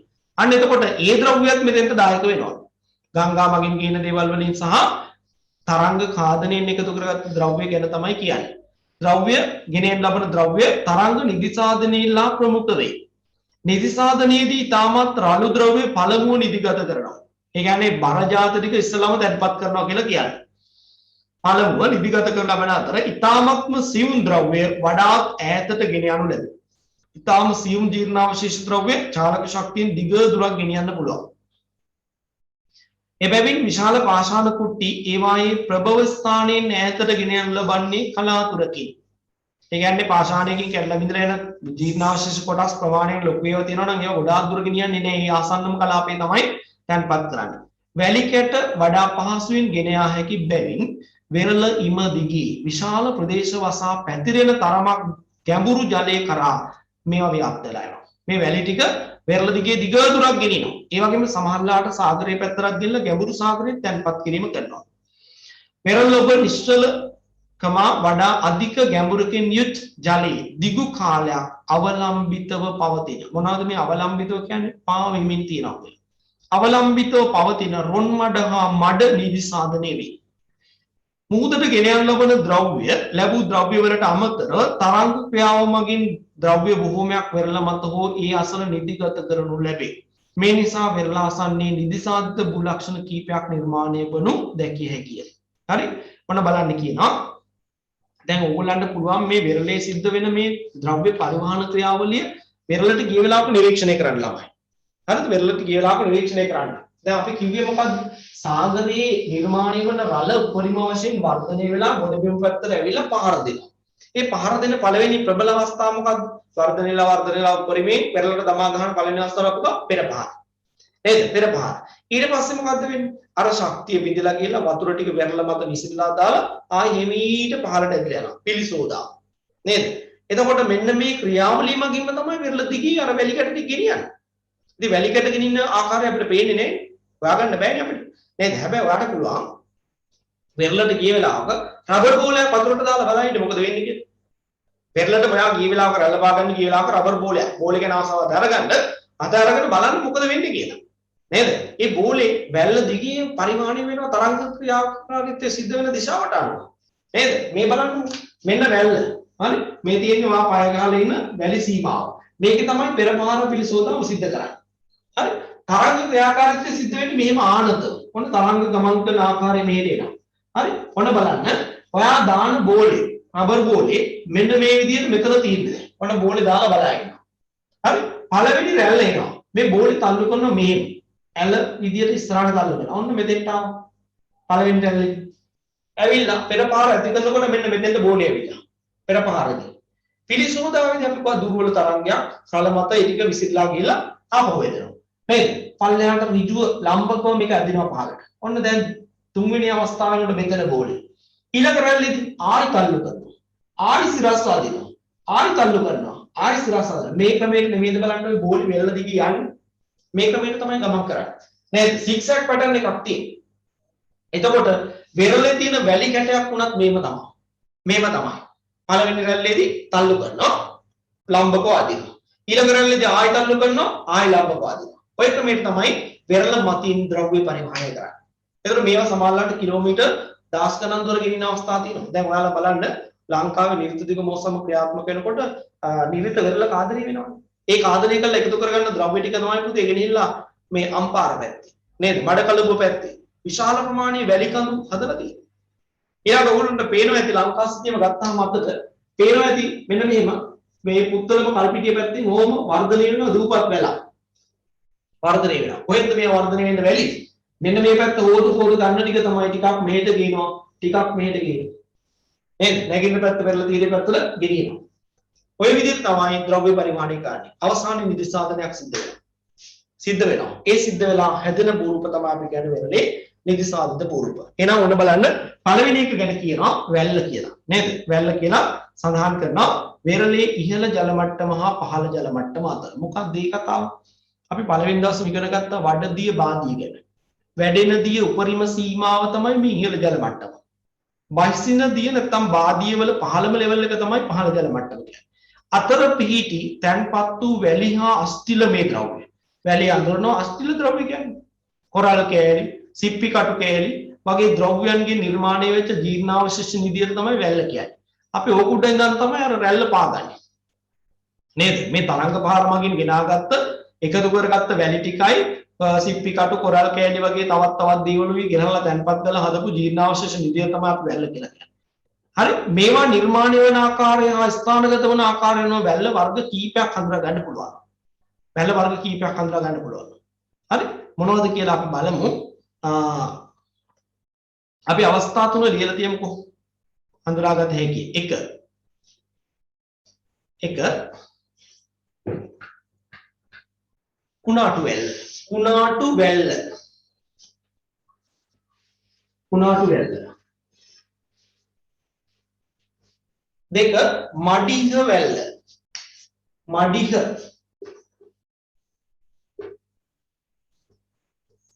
කුණාටු වැල්ල. දෙක මඩිහ වැල්ල. තුන බොකු හිස වැල්ල. බොකු හිස වැල්ල. ඔන්න ඉන්න වද තුන තියෙනවා. අපි ඒ ගැන කතා කරමු ළමයි මේ ඊළඟ දිනේ. හරි? අද අපිට වෙලාව ප්‍රමාණවත් නැහැ මේ ගැන කතා කරන්න. ඒ වගේම තමයි මතක තියාගන්න වැදගත් පණිවිඩයක් මේ සතිය බදාදා සමහර ළමයි වැරදිලාද මන් දන්නේ ඊයේ සතියේ තාල දුන බ්‍රහස්පතින්ද හවස 4ට පන්ති නැද්ද සර් අද කියලා. තාම ළමයින්ට මීටර නැද්ද මේ හරියටම අපේ රිවිෂන් දවස. අපි රිවිෂන් දාගෙන තියෙන්නේ බදාදා 4ට. මම හරි නේද? බදාදා 4ට දාන්න තියෙන්නේ. හොඳේ. එතකොට මේ සතිය දැන් ඊයේ සතියේ නොකලේ අර වැක්සින් ප්‍රශ්නේ සාන්නේ නේද? මේ සතිය පන්ති කරනවා මතක තියාගන්න ඕගොල්ලෝ පළවෙනි MCQ එක ඕගොල්ලන්ගේ අතරපත් කරලා දෙන එක කරලා තියෙන්නේ ඊළඟට කරන්න බලන්න තියෙන සාකච්ඡා කරන්න තියෙන MCQ එක කරලා තියාගන්න. ඒ වගේම තමයි මම ඕගොල්ලන්ට දැනුවත් කරලා තිනවා දැන් සතියක් විතර වෙනවා දීලා තිනවා මෙට්‍රික්ස් ඉතින් අභ්‍යාස දෙකක් අතේ තියෙනවා. නේද? කලර් මැප් දෙකක් එක්ක අභ්‍යාස දෙකක් තියෙනවා. ඒකෙන් පළවෙනි අභ්‍යාසය ඉවර කරලා තියෙනවා. ඉවර කරලා තියෙනවා. මෙතන ඇවිල්ලා කරන්නෙම වෙලාව දෙන්නේ නැහැ. හොඳේ? කරලා තියෙන්න ඕනි. අපි ඒක සාකච්ඡා කරනවා. හරි? පළවෙනි සිතියම් අභ්‍යාසය විදියට. ඒ ටික ඒ වගේම තමයි මම දැක්කා ගෲප් එකට ළමයි අර කියපු වැඩි හොඳට කරලා තිබුණා නේද මම ඒගොල්ලන්ට කිව්වා පොදු ගෲප් එකට දාන්න කියලා. ඒගොල්ලෝ එහෙම කළේ නැහැ මම දන්නේ මොන හේතුව නිසාද කියලා. අනිත් අයටත් පොඩි මේ පිකප් එකක් එන්න මම කිව්වා පොදු ගෲප් එකට දාන්න ඒවා කියලා. ෆයිල් කවර් ලස්සනට හදලා නම ලියලා අදාළ ෆයිල් කවරේ මොනවද දාන්න කියලා ලියලා හොඳට වැඩේ පටන් ගන්නවා. එහෙම ළමයි තමයි අර 30000 ඇතුළට එහෙම නැත්නම් කලාව වලින් ගන්න 6000 හෝ 6200 ඇතුළට යන්නේ. හරි ඒක තර්කයක් නැහැ. ඒ නිසා මේ එහෙම කණ්ඩායමක් ඔබ සියලු දෙනා යන්නේ කාර්මුණක නේ. එහෙනම් පේනවා ඇති වැඩ කරනකොට කණ්ඩායමක් වේගෙන් දුවන්න සූදානම්. වේගෙන් දුවන්න සූදානම්. ඔබ තාම ආපහු හැරලා බලනවා නම් කවුද මායික දුවන්න ඉන්නේ අර මේ කියලා ඔබ මග නවතිනවා අනිවාර්යයෙන්. ඒ නිසා ඒකට සූදානම් වෙන්න ඒ සූදානම් වීමම ඔබ යම් තාක් දුරකට ජයග්‍රහණය කරගෙන ඉන්නවා. හොඳයි. එහෙමනම් මේ වැඩ කටයුතු ලෑස්ති කර ගන්න දැන් එක දිනයක් අපි එකක් හෝ දෙකක් අපි රිවිෂන් වලට අදාළ වැඩ කටයුතු කළා. ඒ දේවල් වෙනම අර ෆයිල් කවර් වල දාලා එකතු කරගන්න ඔබට යම් දවසක මේ කියන දේවල් වල වටිනාකම තේරෙන දවසක් එයි. අනිදාට මට වැඳ කියයි නැති ඇයට මේ වැඩේ එපා වෙනවා. නේද? එපා වෙනවා. ඒක අහන්න දෙයක් නැහැ. හොඳයි. එහෙනම් අද පාඩමේ මොනවා හරි ගැටලු තැනක් තියෙනවා නම් අහන්න පුළුවන් පන්තිය ඉවර කරන්න කලින්.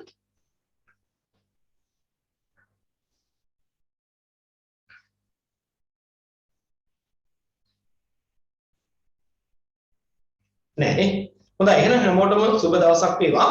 ආයුබෝවන්. මේ ලුහන්සි ඉන්නව නේද?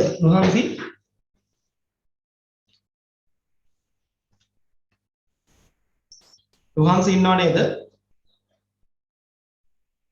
නෑනේ. හොඳයි.